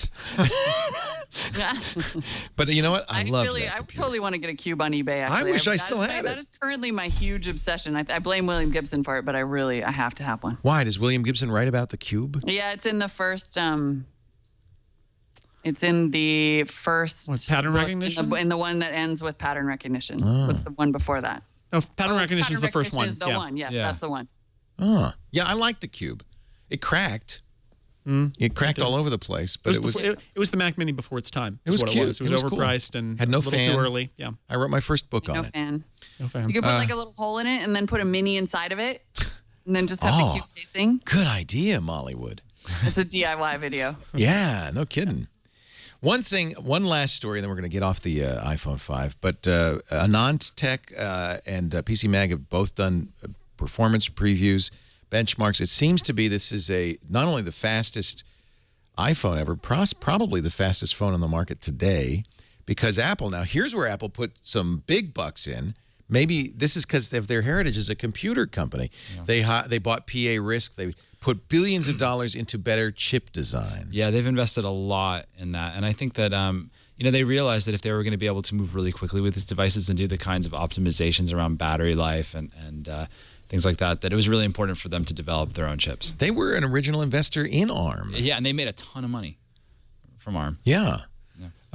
So this is something they kind of knew all along that was going to be. Ironically, this is how fast the industry moves. That was a good investment 10 years ago. They bought PA Risk. They got a lot of engineers. Now they design their own system on a chip based on the AV7S ARM architecture. This is why fastest thing out there. This is why it's so hard when we say we need new companies coming in. It's like, you know, Apple feels like it's necessary for them to make their own chips, to build their own maps. Google bought Motorola because they wanted their own phone company, and that's the problem with these giant companies. Is are we in an era where you just have to have billions of dollars and you have to buy all this stuff and do it yourself? And can somebody small break through if that's the case? The barrier to entry is getting really high. Even if that somebody small manages to break through, will they be sued out of existence for patent infringement? Or bought. Either way. Or they'll be bought for whatever small portfolio they have, but more likely, if they don't want to sell, they'll be sued out of existence. Yep. iPhone 6 in our chat room says John Carmack said the iPhone 4S pushed more pixels than the Xbox 360 when he ported the Quake engine to it. That's pretty impressive. And this is considerably faster, more than Apple said twice as fast. In fact, the benchmarks confirm more than twice as fast as the 4S. Although, let's face it, you don't really need that much speed on a phone, do you? Well, the iPhone's always been pretty smooth, but they've got all the game stuff is going to run faster. But yeah, it's true. There are still some Android devices that don't scroll smoothly, but Apple has never had that problem. No. So I'm just glad they've added some more RAM. They gigabyte of RAM now. Yeah. Although some Android phones have 2. S3 has 2. S3 has 2. Yeah. It's funny because Apple's never really played the specs game, and yet this phone, at least for the moment, has pretty good specs. Very impressive. Yeah. All right. Enough. It's only an hour and 18 minutes into the show. We got to find something else to talk about. How about this? Twitch, which is a Justin TV project, just raised $15 million. You know what Twitch TV is? It's you watch people play video games. Who would have thought? Wow. Who would have thought because we tried to do a video game show where we talked about video games. No, mistake. Every time I went on the air playing Skyrim, we got more viewers than watched the game show. Every time Chad does his Minecraft show, people want to watch you do Minecraft, right? They don't want to hear tips. They say just play. Right. They want to see from your point of view what you're playing. Yeah, shut up and play. Exactly. So Twitch, which was announced a year ago at E3, independent brand from Justin TV, is basically a YouTube where people just watch other people play video games. And it's huge. Wow. And it's not even YouTube because it's almost not even the on demand. It's just live. Yeah. Because it's almost dead. I know, it's once what it's I should have recorded. done. Right. What was I thinking? Right. There's so many people doing it live that it's almost not even the YouTube for. I mean, that's not even a correct comparison. Yeah. Yeah, you're right because it's Justin. It's streaming. Your favorite games, the best players, the biggest events. This is all people want to watch. See, I thought this was boring. I thought nobody wants to watch anybody play video games. How boring can you get? In Korea, it's like a huge spectator sport. Oh, it's massive. Well, and actually professional gaming even in the U.S. is becoming a bigger and bigger deal. There's that big event in Vegas every year that's just gotten enormous, and the gamers are becoming more and more well-known. Once again, my 5-year-old is all over this. Oh, yeah. All over this. He will watch the Lego Star Wars video game footage on YouTube all day if you let him. Yep. It's Lego again. It's my new evil bastards. It's my new motto. What would Eli do? Kinda. Yeah. Well, we spend there's this $1 billion industry to watch other people play sports, right? And I'm a sports fan. I'm a big baseball, football fan. Why? I mean, at that point, why not video games too? It's pretty much the same thing. It's spectator sport. This is on the front page. Apparently, there's a StarCraft 2 competition in 2 minutes. Stefano versus Night End. Everybody's very excited. Yeah. Oh, Stefano! My money's on Stefano. Stefano's hot. He's a monster. Oh, he is so overrated. I have to admit, I started playing StarCraft. I can't believe he held out this season. I mean, seriously. I hear there's going to be a strike. I started playing. I like StarCraft a lot. I play StarCraft 2, and then I watched these videos of these Korean players. And I thought, I give up. Yeah. You can't play. That's crazy. We'll tune back in a little later on and see how that's going. See how Stefano's doing. See how Stefano's doing. Do they do commentary, Chad? No, normally what happens is that competition, yes, there will be live casters that do commentary. Okay. My experience is, of course, with Minecraft. So on Minecraft, there are known commentators like Kosar and things like that, that you go specifically to their channel so that you can watch them play. Wow. Yeah, I watch mainly for the commentary. Right. And then if that isn't what suits your fancy, you can go and watch your favorite player play single player sort of thing. And so it won't be a competition, it'll just be them playing through the single player game sort of style. So there's even niches within the niche. That's what I found difficult with gaming, was that you can't do a gaming show because it's too diverse a community. Right.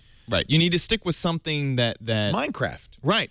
That was my bet. Which gives me a plug for OMG Craft, which is on when? OMG Craft is on Thursday nights at around 7 o'clock. We talk about and that's by the way, bit different. You could watch it here on the Twitch.tv. Look at they've already got. There he is, Chad. He's got the screaming groupies, the flames, the explosions. Holy cow. How long, Chad, before you're playing Minecraft before a crowd of 10,000? A few days. Tell you. I missed a bet there. Hey, there is Microsoft news. Actually, some really good Microsoft news. They've announced the pricing on Office 2013, and it's a subscription. For $99 a year, you will get Office 2013 for Mac, or you can use it on PC for, I guess it's the Office 2010 for the PC. You kind of rent it for up to 5 PCs. So let's see, 5, it's $20. So that's like per PC, $2 a month or something for Office. Yeah. Microsoft's been wanting to do this for a long time. Well, they definitely have been subscription pricing. Yeah, right? I mean, they're really trying to rethink, how they operate as a software business. They realize that they're starting to realize that things have really changed. That they have started operating much differently than they did before. I mean, that's very aggressive pricing, and it should be though. I mean, it is increasingly hard to articulate a benefit to an Office home users, particularly to using Office over OpenOffice or even Google. Yeah. And there are benefits, right? I mean, this software still is better. There's no question. You're still going to get more functionality from Word. You're still going to get, PowerPoint is still going to be better than Google presentations, obviously. But it's hard to explain that to people when you're talking about $400 versus $0. Right. They have to do this, in other words. $8.33 a month, basically. You get Outlook, all the basic Office apps, Outlook, Excel, PowerPoint. I don't know if you probably don't get access. You probably get, but you get the basics, and you get 60 minutes of Skype World Calling a month, and you get Office on Demand that streams the apps to Windows 7 or 8 PCs. And it's all the current versions too, which means you're never out of date, and you get to use whatever they wire in for their cloud services. Everybody's on it. Right? Oh, that's right. You also get, I think, 20 more gigs of storage on SkyDrive. Oh, it's a pretty good deal. Actually, considering all that, and considering that you get Excel, which Word, Excel, PowerPoint, and OneNote, and Outlook. That's what I forgot. Yeah, I mean, Excel to me is the one that can't be replaced. Nothing. That is an unbelievably powerful program. That's why we still buy PCs in the office, because the business people all want to use Excel. We tried to get them to use Google Docs, and they said, Google Spreadsheets is excuse me? It's not good. Oh, no, you run didn't. A business on Excel. Yeah. Yeah, well, we don't. I mean, we don't run it on Google Docs. Interesting. So that's coming, I think, early next year. So good. We got a Microsoft story, see? I think we drummed up a remarkable amount of excitement, too. We were fired up. Microsoft's still in business. Hey, will Google release Google Maps for iOS? I think so. Absolutely. But when? There was a rumor, I don't know how true. They were saying, I heard not until Christmas. And then I heard a rumor it had been released, but they were waiting for Apple. No, that got batted down. Jim Dalrymple gave one of his trademark nopes on that one. But it's only a matter of time. And in the meantime, you can actually go to maps.google.com and mobile Safari and save it out to your home screen. That's what I did. And it works okay. It's not bad. Apple will approve it. But I'm sure they'll approve it. Yeah. Apple will approve it because if they don't, they're just helping build a case against themselves for antitrust. Well, they already got in trouble. They've really changed their approach on that too. Like when they held Amazon, back on Google Voice, Amazon they got in big Instant trouble. Video is in the store. Netflix is in the store. There are lots of competitors to Apple. They're happy. Chrome's in the store. The Justice Department really changed their approach. Yes. Yeah, they got spanked. Yeah. Iran readies domestic internet system. This is one way to handle the internet. Make your own. Internet in quotes. In a box. So-called internet. Yeah. It says it makes it more secure. Yeah. Oh, yeah. Shouldn't we just call this an intranet? Really, just intranet. Yeah, the Iranian intranet. Yeah. No Gmail. Can we just call it the Iran net? No Google at all. Ooh. That's because of the anti-Islamic film on YouTube, of course. Yeah. Well, you got to protect everybody from information. Facebook? No. I don't know about the Twitter. Oh, I'm sure that's not in there. I'm thinking no. Yeah. I'm leaning heavily toward No on the Twitter? Okay. They're going to block it all. Yeah. Ixnay on the Ittertway. Yeah. But, I mean, not that... I'm not sure how necessarily successful or good it's going to be for them in the long run, but there's always a risk of fragmenting the internet. Right. And it's a big risk. We've been hearing that this could possibly happen in China. China can fragment, and it really just has to do with the DNS servers and breaking that system, and all of a sudden you can't get from here to there. Yeah, it's. I mean, even just with the Great Firewall, you see that covering Apple and seeing what they've done with iOS 6 and Mountain Lion. I mean, there are huge numbers of features that are underneath the surface unless it senses that you're in China, and then it just sort of flips everything around and says, instead of Twitter and Facebook, here are all these Chinese services, because those existing services are just blocked. So it really is like a second set of internet preferences if you're in China. Mm-hmm. We're going to take a break. Come back with more Molly Wood, Peter Rojas, Jason Snell. Did Tom do a week ahead? He did? Before he left for the wedding. Let's see what's coming up on the week ahead, and then we'll tell you what we missed, what you might have missed this week on TWiT. Tom? Hey, thanks, Leo. Here's a look at some of the stories we'll keep an eye on in the week ahead on Tech News Today. Of course, today, September 23rd, is the 4th anniversary of the release of the T-Mobile G1, the first phone with Android on it. Tuesday, September 25th, no one will be coming into work because World of Warcraft Mists of Pandaria launches. Also, that's the beginning of BlackBerry Jam America's conference in San Jose. And the first Slim PS3 comes out in North America. That's the 250-gigabyte model for $270. Thursday, September 27th, Google claims it was founded on this date in 1998. Also, Intel's having a big Windows 8 event with lots of big-name partners. Simple.tv's DVR for iPhone, iPad, Roku, and the web ships for $149. And Thursday is also RIM's earnings report. Friday, September 28th, Europeans will be able to buy the 500-gigabyte redesigned PS3 Slim with one of a number of bundled games for €299.99. Also on that day, the FCC is voting on a proposal to auction the UHF spectrum, and iPhone 5 comes to Cricket Wireless here in the U.S. Finally, Saturday, September 29th, is WWJC, the Jailbreak Con in San Francisco. That's a look at the week ahead. Back to you. This is TWiT. Before you buy. Go ballistic! Oh, God! Oh, God! The Social Hour. And that is a straight-up Leo Laporte unboxing. Should I try scratching it? No, don't do that. That's user error. Tech News Today. And if you're editing my column, do not change DAM to DAMN. I know the difference. All about Android. But if you don't want to be compatible, then don't expect help from OHA members that are all working to support and build a unified Android ecosystem. Thank you, Andy. Thank you for coming on the show. We really appreciate you being here. This week in Google. You are not Google's customer, you are its product. Will the driverless technology just be about getting us from point to point, or about tracking how we got there and what we did along the way? i5 for the iPhone. Number one, and this is a really big number one because we get a brand new iPhone. If you missed this week on TWiT, you missed a lot. Yeah. By the way, I just so you know, the bottom line, I scored that thing with and it did not scratch the, where'd it go? My iPhone is gone. It's been stolen. Oh, there it is. It's so small, it just disappears. Before we go on, I want to talk a little bit about Freshbooks.com, a fabulous solution for accounting for small businesses. If you're in business for yourself, you love getting paid, but you probably hate doing invoices and all the paperwork. You got to look at FreshBooks. In fact, I started using FreshBooks in 2004. Now, I think, how many people?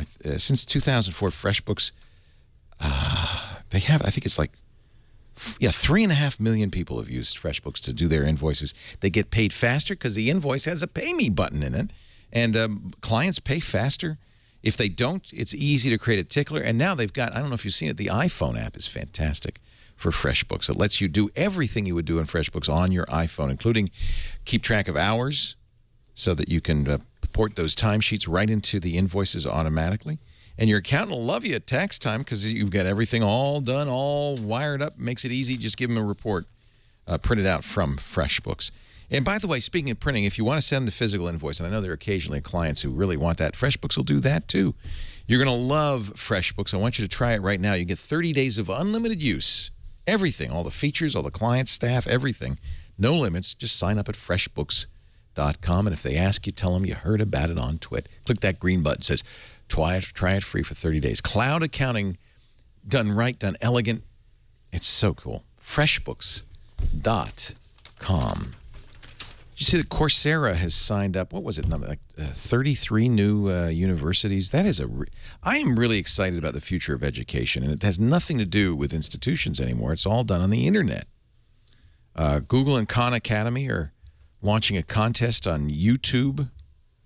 Where's the story on, just looking through our story list on Coursera. My daughter's about to turn 11, and I'm starting to wonder if college will even be... May not be. ...what we think of it, is, when she even gets high there. School. And that's 7 years away. Yeah. Coursera. They've got classes from MIT, from Stanford, and these are all free. It says now 1.5 million people using this. This is just so cool. Khan Academy is amazing. Berkeley School of Music, Duke, Emory, Rice.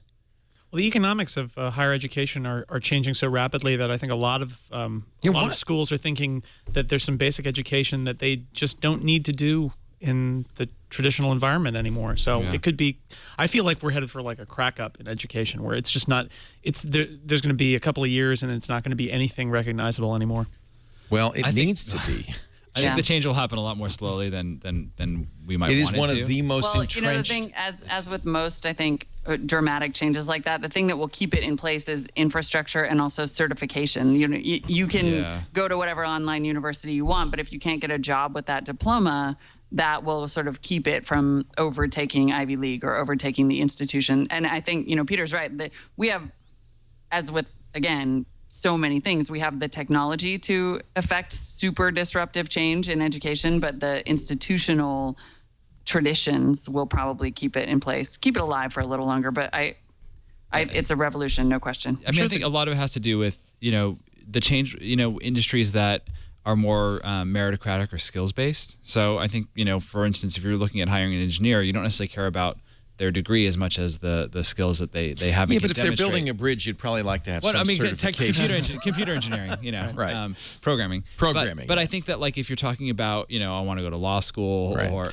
Sure. I mean, I'm just saying it really depends on the industry and where you're at. And if anything, all signs indicate that the people are starting to value higher education, and it's becoming more competitive to get into top universities because people view getting a diploma from an Ivy League school or a top school as not necessarily a guarantee, but one of the few ways that you can actually get a leg up. And I think there's... But are they right? Because the other thing we're seeing is that people are being saddled with huge debt coming out of four-year schools, and they can't even pay it off. I mean, there's a whole generation, your generation, that's just screwed. Well, what it is if you're in the top, if you can get into Harvard, Yale, Princeton, if you're right at the Stanford, top, you have a big advantage, and that's why it's creating a lot of anxiety for parents in the middle class because it's becoming very expensive to pay for those schools, and it's not just paying for the tuition; it's actually all of the support, in terms of what you have to offer in terms of tutors or after-school programs or tell me about it. Prep. And, You're speaking to somebody who's sitting right there doing it. And I think that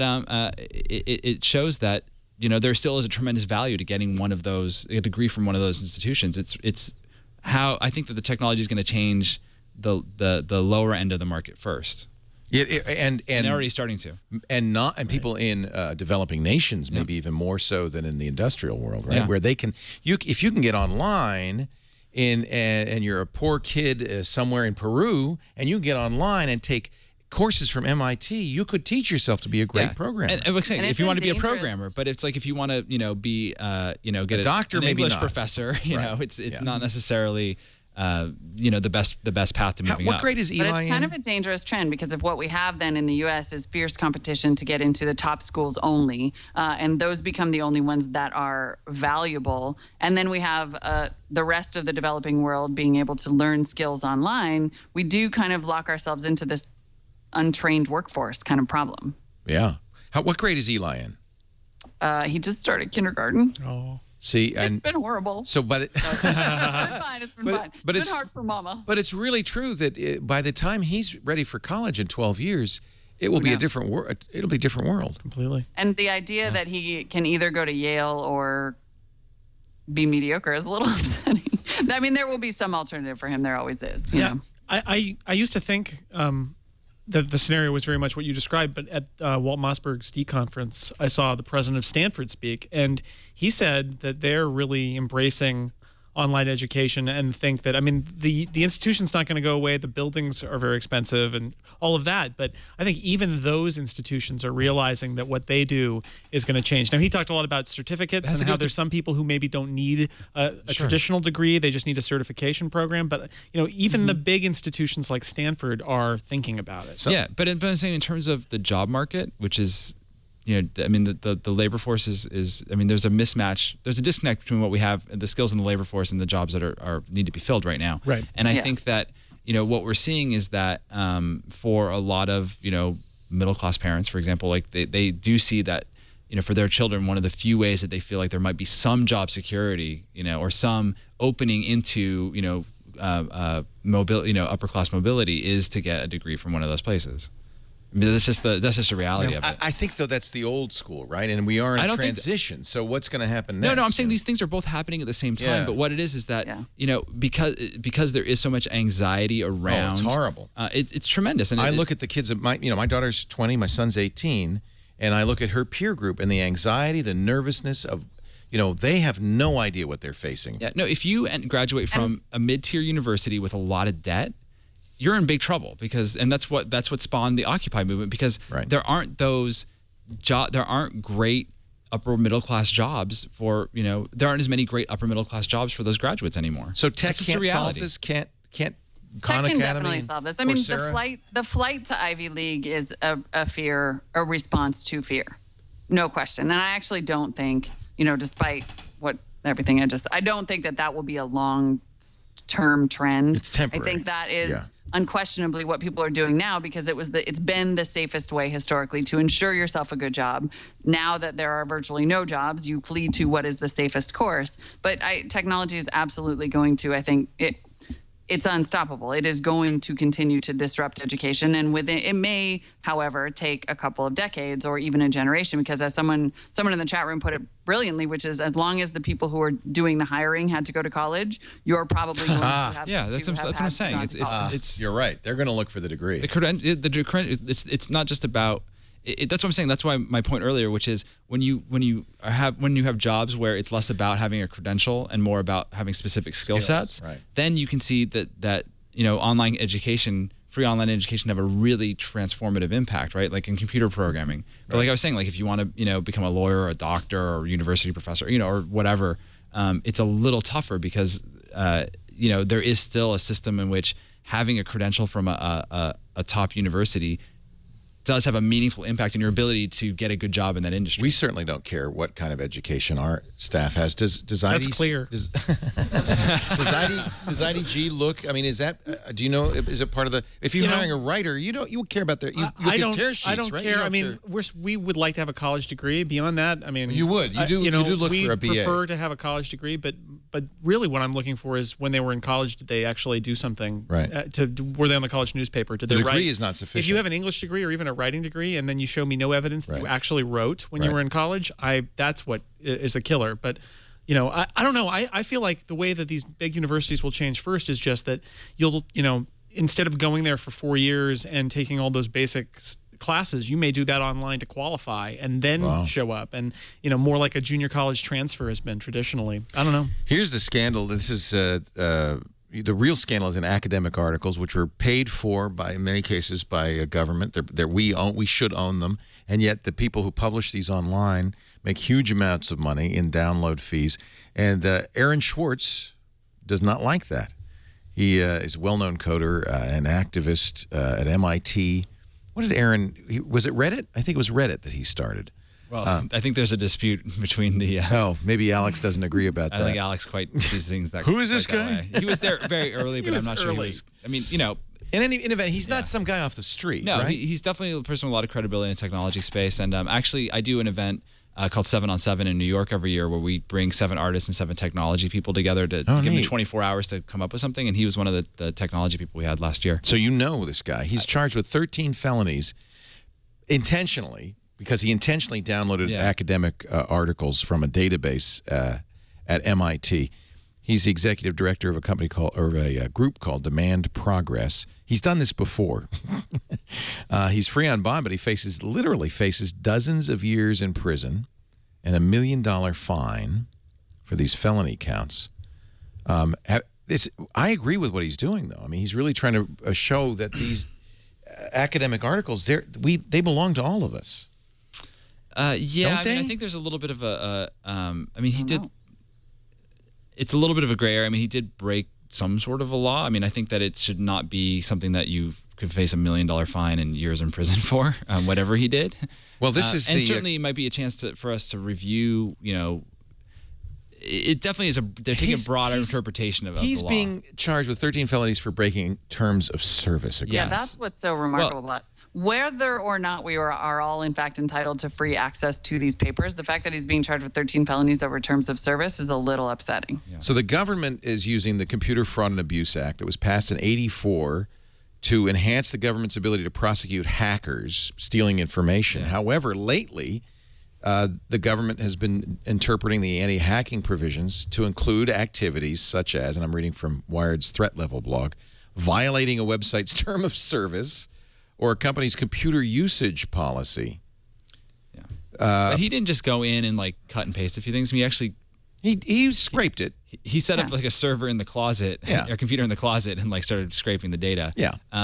And he spoofed MAC addresses. Well, and I mean they charge. I think it's metered access to the database, and I think that they didn't want him copying the entire database and putting it out there for free because they do charge for access to it.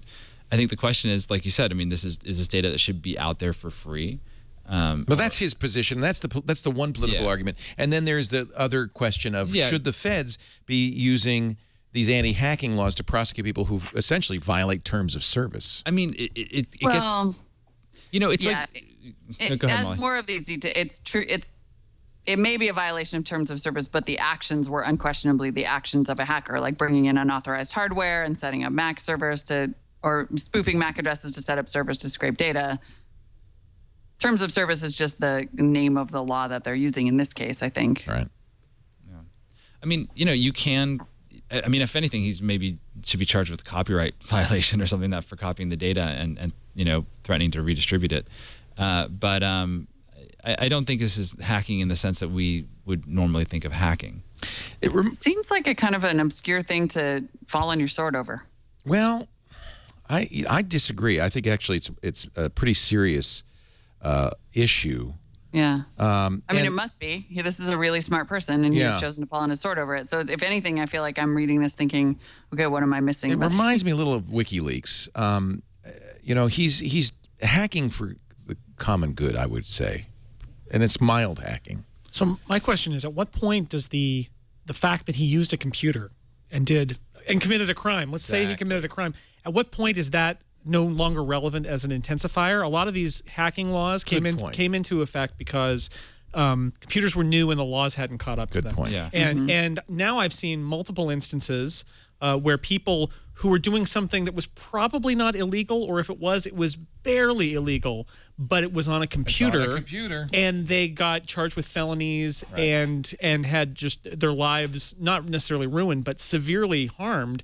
And it's a little like saying, well, a gun was used in commission of a crime, except it's just a computer. Use a computer, go to jail. At some point, what you did on the computer should be what you should be charged with, and not the fact that a computer was used. That's what I'm saying. It seems like more like a copyright. Right. He stole the content and then distributed it illegally, and why wouldn't you charge him with that? Because that is illegal. Yeah. Why did setting up computers? And even if a lot of that content is public domain, you can copyright a database of right. I mean, maybe that shouldn't be allowed, but I mean you can copyright a database of public domain facts.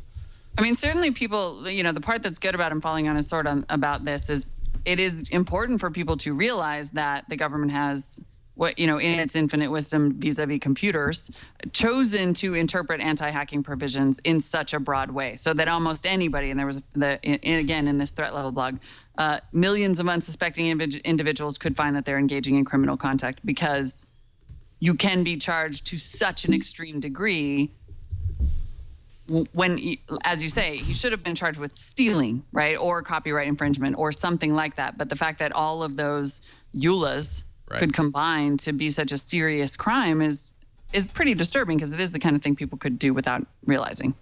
Kickstarter is changing its rules a little bit. I've been the only one in the world who's been bugged by Kickstarter, only because I feel like it looks like it's a marketplace, like you're an investor, and really you're just giving somebody money and you're hoping it works out well. Kickstarter is banning product renderings and is now requiring project owners to be more open about the risk, which I think is appropriate. They require creators to disclose any risks and challenges a project may face. The problem is, I think people think, like, for instance, the Pebble watch. You feel like, well, I'm giving them money to buy a watch. You're missing everything that goes in between the drawing of a watch and the actual distribution of a watch. Yeah. People want to, people like funding stuff on Kickstarter and Indiegogo and the other sites because they feel like they're being part of a moment, a cultural moment, and they're, participating in something in a way that goes beyond just buying something. They're actually kind of helping something making something happen. Right. And a sophisticated person understands that. Yeah, and I think the problem is that as Kickstarter gets more and more awareness grows and people are using it more and more and realizing that it's not just a way to get your product funded, it's a way to build awareness of it and launch a product. I'm seeing people that are who don't need to use Kickstarter, don't need the money, using it just to get publicity. Just as a marketing tool, as a marketing tool. And I think in some respects those are the people who are best able to fulfill, because if they have the resources already. They built it once, right.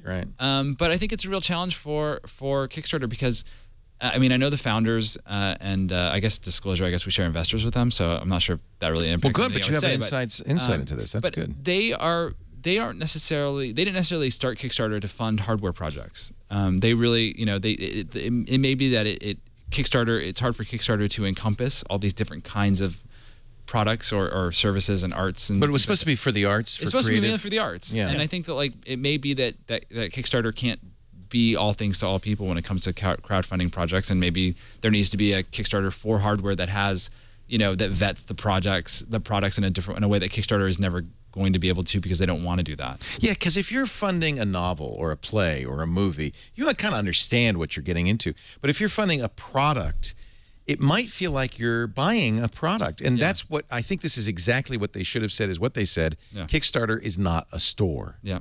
And I think that there's a lot of new people on Kickstarter. When Pebble Watch raises $10 million, mostly from people who are buying Pebble watches, I think people think, oh, I'm getting in early on a product, but this is a product that doesn't exist. The Ouya raised $8 million. Yeah. It may never exist. Yeah, no, I think there's a big risk involved, and I think that a growing risk as more and more people try to fund their products on Kickstarter and think it's a little bit of a shortcut and don't realize. I think what happens is people don't realize that hardware it's getting easier to make hardware. I think you could do a whole podcast about that, a whole show about that. It's exciting. It's still hard. You still have to know what you're doing. And even if you manage to build hardware, you still have to fulfill and you still have to be able to, you have to manufacture at scale after you manage to build the first So that's one of the things they're doing. The other thing that's gotten easier, it's gotten really easy to make 3D videos that look like they're real. So they're saying, look, you can't post a product simulation. You can't simulate things the product might do if it doesn't do it now. You can't put a picture on that is not of the actual prototype as it currently exists. In other words, you can't overpromise. Wait, you mean you can't only do things that you're allowed to get away with from the U.S. Patent Office? Yeah, there you go. Their rules, they're stricter than their higher bar. Yeah.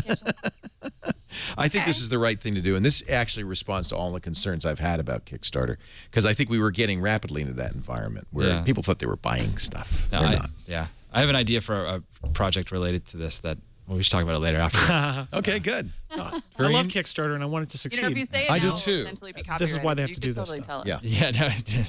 Yeah, no, Well, I think it's not ready to announce it yet. The Ouya and the Pebble were the two that really kind of precipitated this. These guys got to millions of dollars in just a few days. Yeah, and there are physical.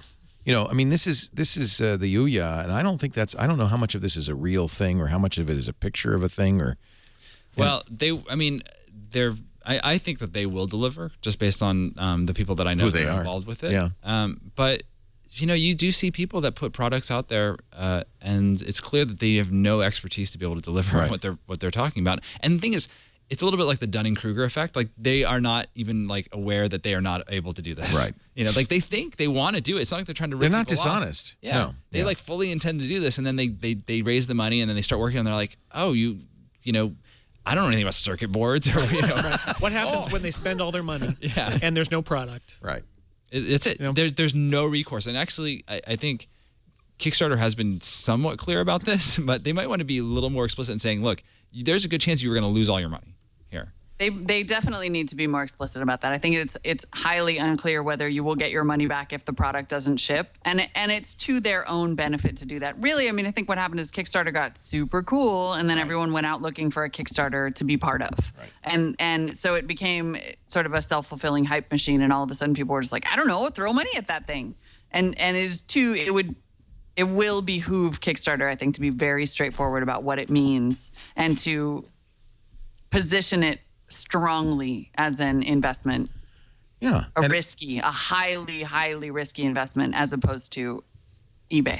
And as TechLess says in our chat room, most businesses fail. And, that's just the fact of that's reality. Life. Yeah. Make it way more Shark Tank and way less Amazon. Well, and then you throw in the whole stretch goals phenomenon, which is almost like a different thing, right? Where you're using Kickstarter as a way, alternate, we're going to make the next Facebook. Marketing, right? And it's like, well, if you and then all you're really using it as a shopping cart, where you're like, $15 gets you this, $50 gets you this. It's good marketing, but it's not really, you're not really funding at that point. You're just marketing your different products at different levels. It's more like a PBS pledge drive. I didn't understand, Peter. I'm glad you explained it to me that it was originally aimed at creative projects. And that makes a lot more sense. That's the founder's passion. I mean, it was really actually about music and getting people making an album, making a movie. And when it works, like Andy Baio just did the XOXO conference, and that was funded entirely by Kickstarter. Amazing. And he's one of the Kickstarter advisors, and that worked perfectly. Yeah. And I think that for non-hardware, I think that there are just barriers to that hardware that exist for hardware that just don't exist for most other things. Exactly right.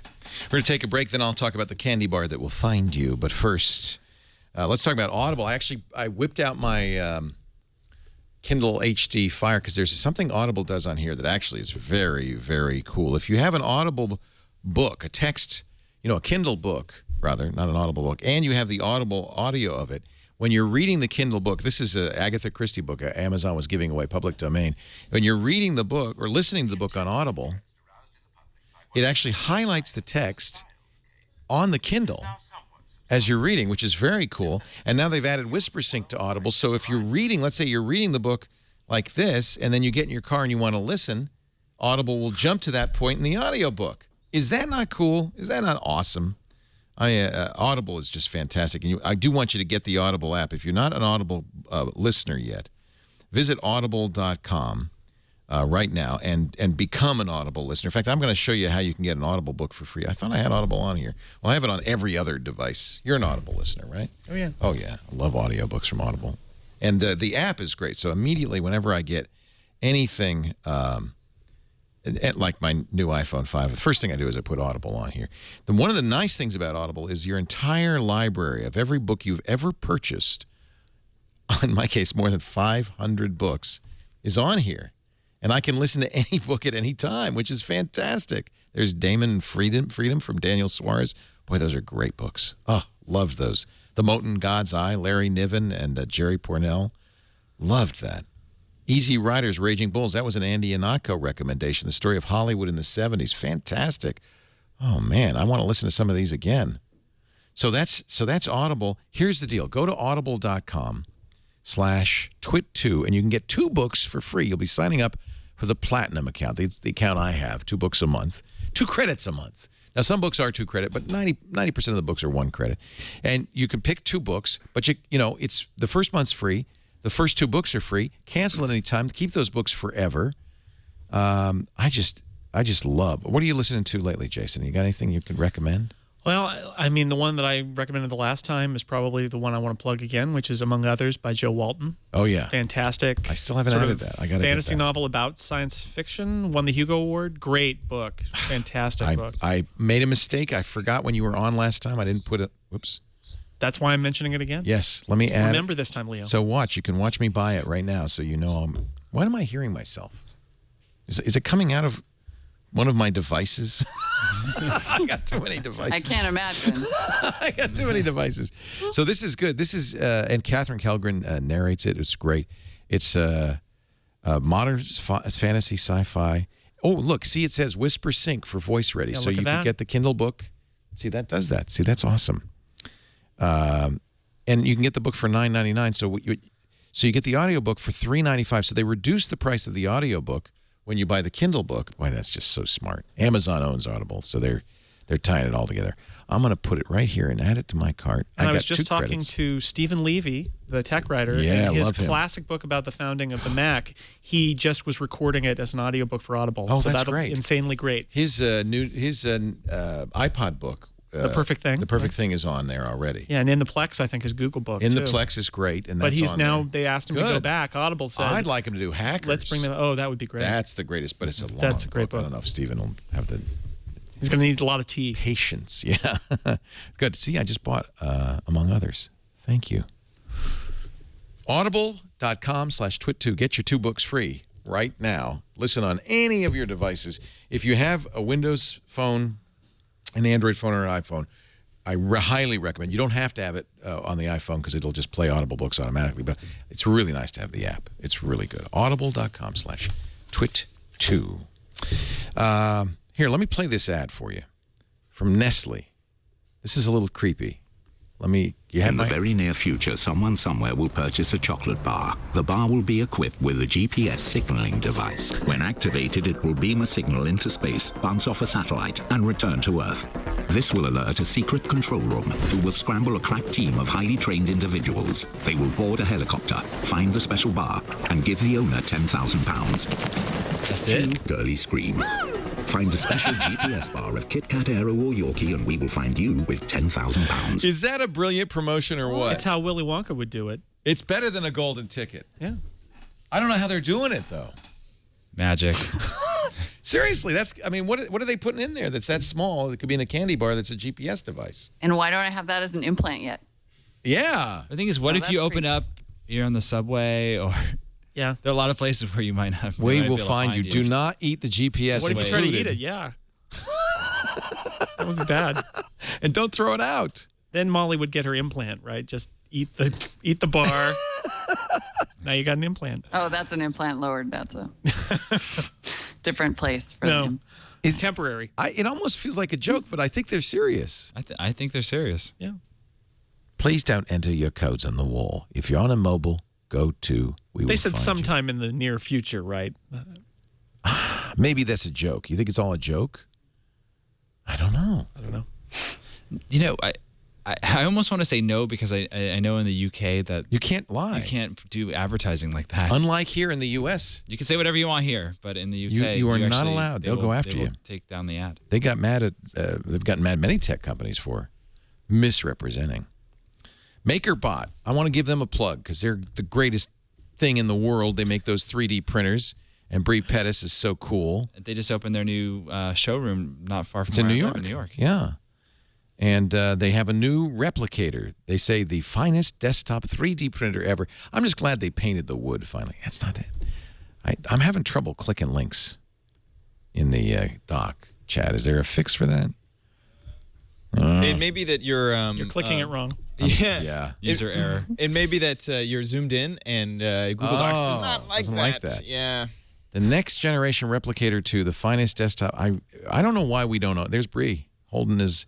They painted the wood, which I think is a good idea. Lego die. That's all I can think when I look at those now. You can make Legos, right? I believe it's down to like paper thickness and how thin the extruder can make. Wow. So yeah, as long as it's as thin as a sheet of paper, you can make Legos. You're going down. There it is. Yeah. Here's an article from Forbes. How a geek dad and his 3D printer aim to liberate Legos. Carnegie. Oh, look, they pluralized it too. The people in the chat room are pointing out Lego is supposed to be a plural, but nobody ever does that. Only the, to be literal, only the actual company name is Lego, and that should always be pronounced Lego. But you can use a noun in the plural because it's a noun. I'm told by the people who know that Lego is also a plural, like Lego my ego. I've heard it. I've definitely gotten that. A Lego, you have more many than one Lego. Lego brick, as in I have some Legos. Lego that brand I bought from Lego. Plastic building bricks.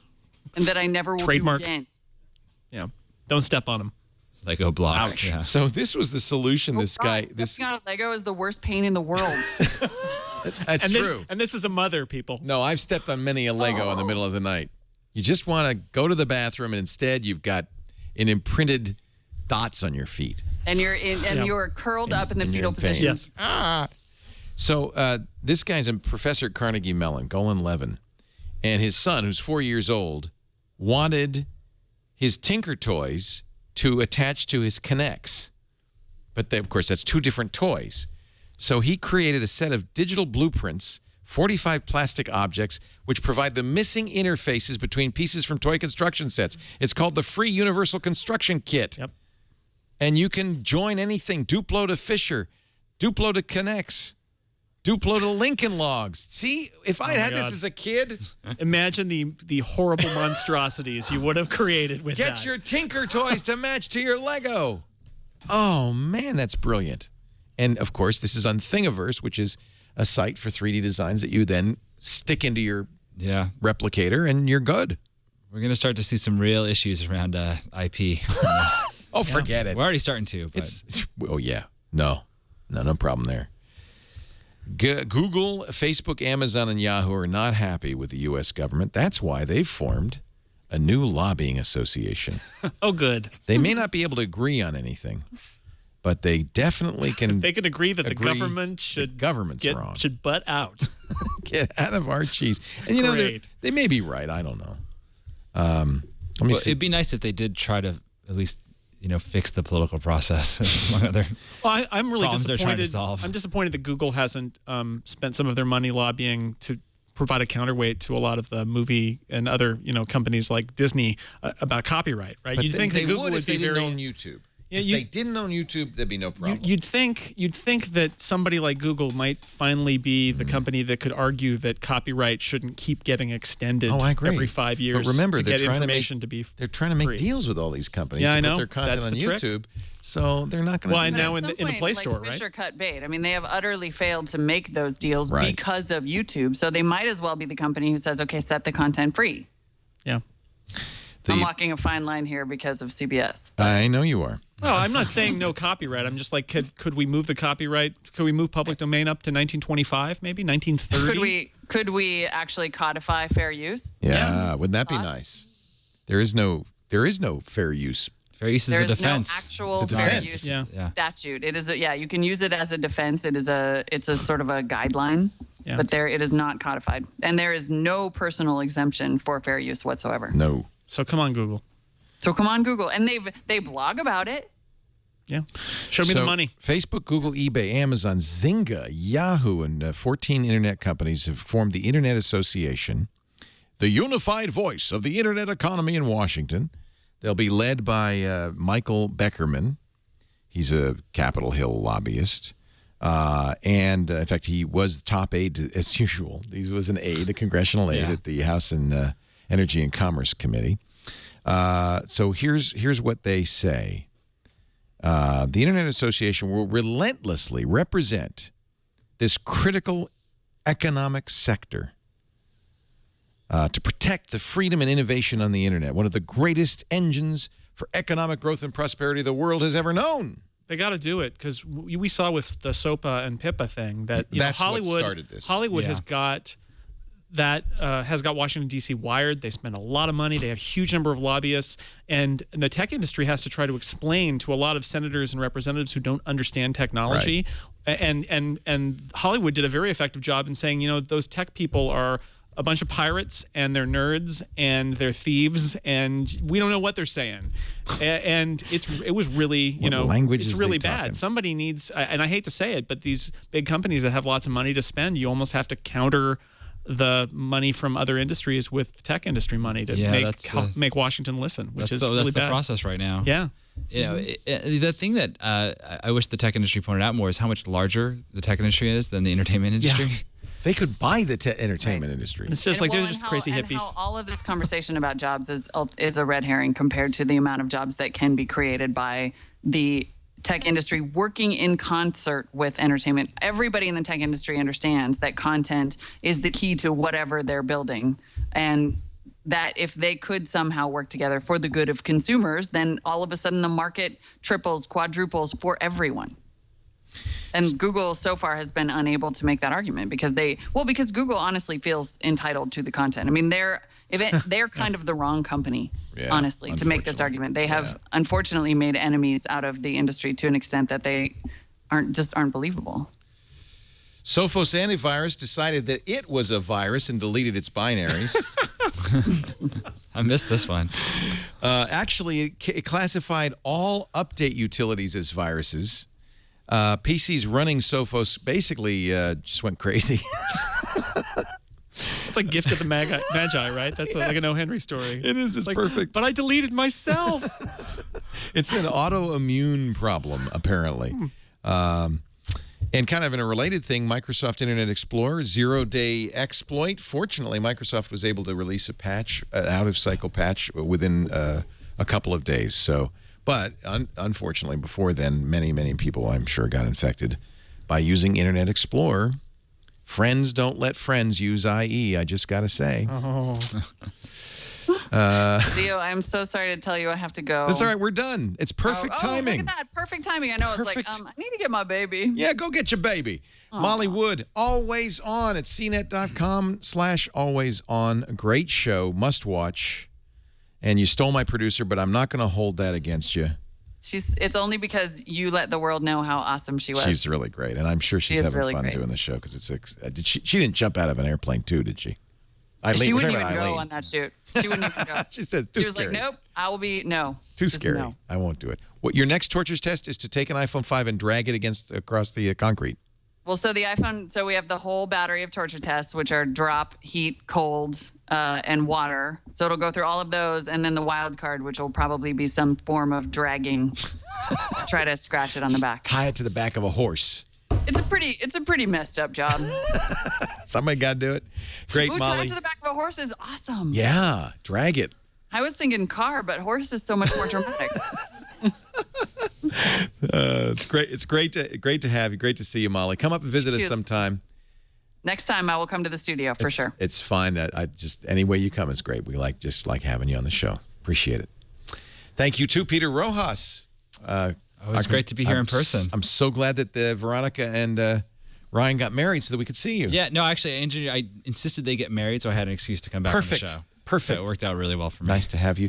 Peter, of course, is at gdgt.com. You have an event coming up soon?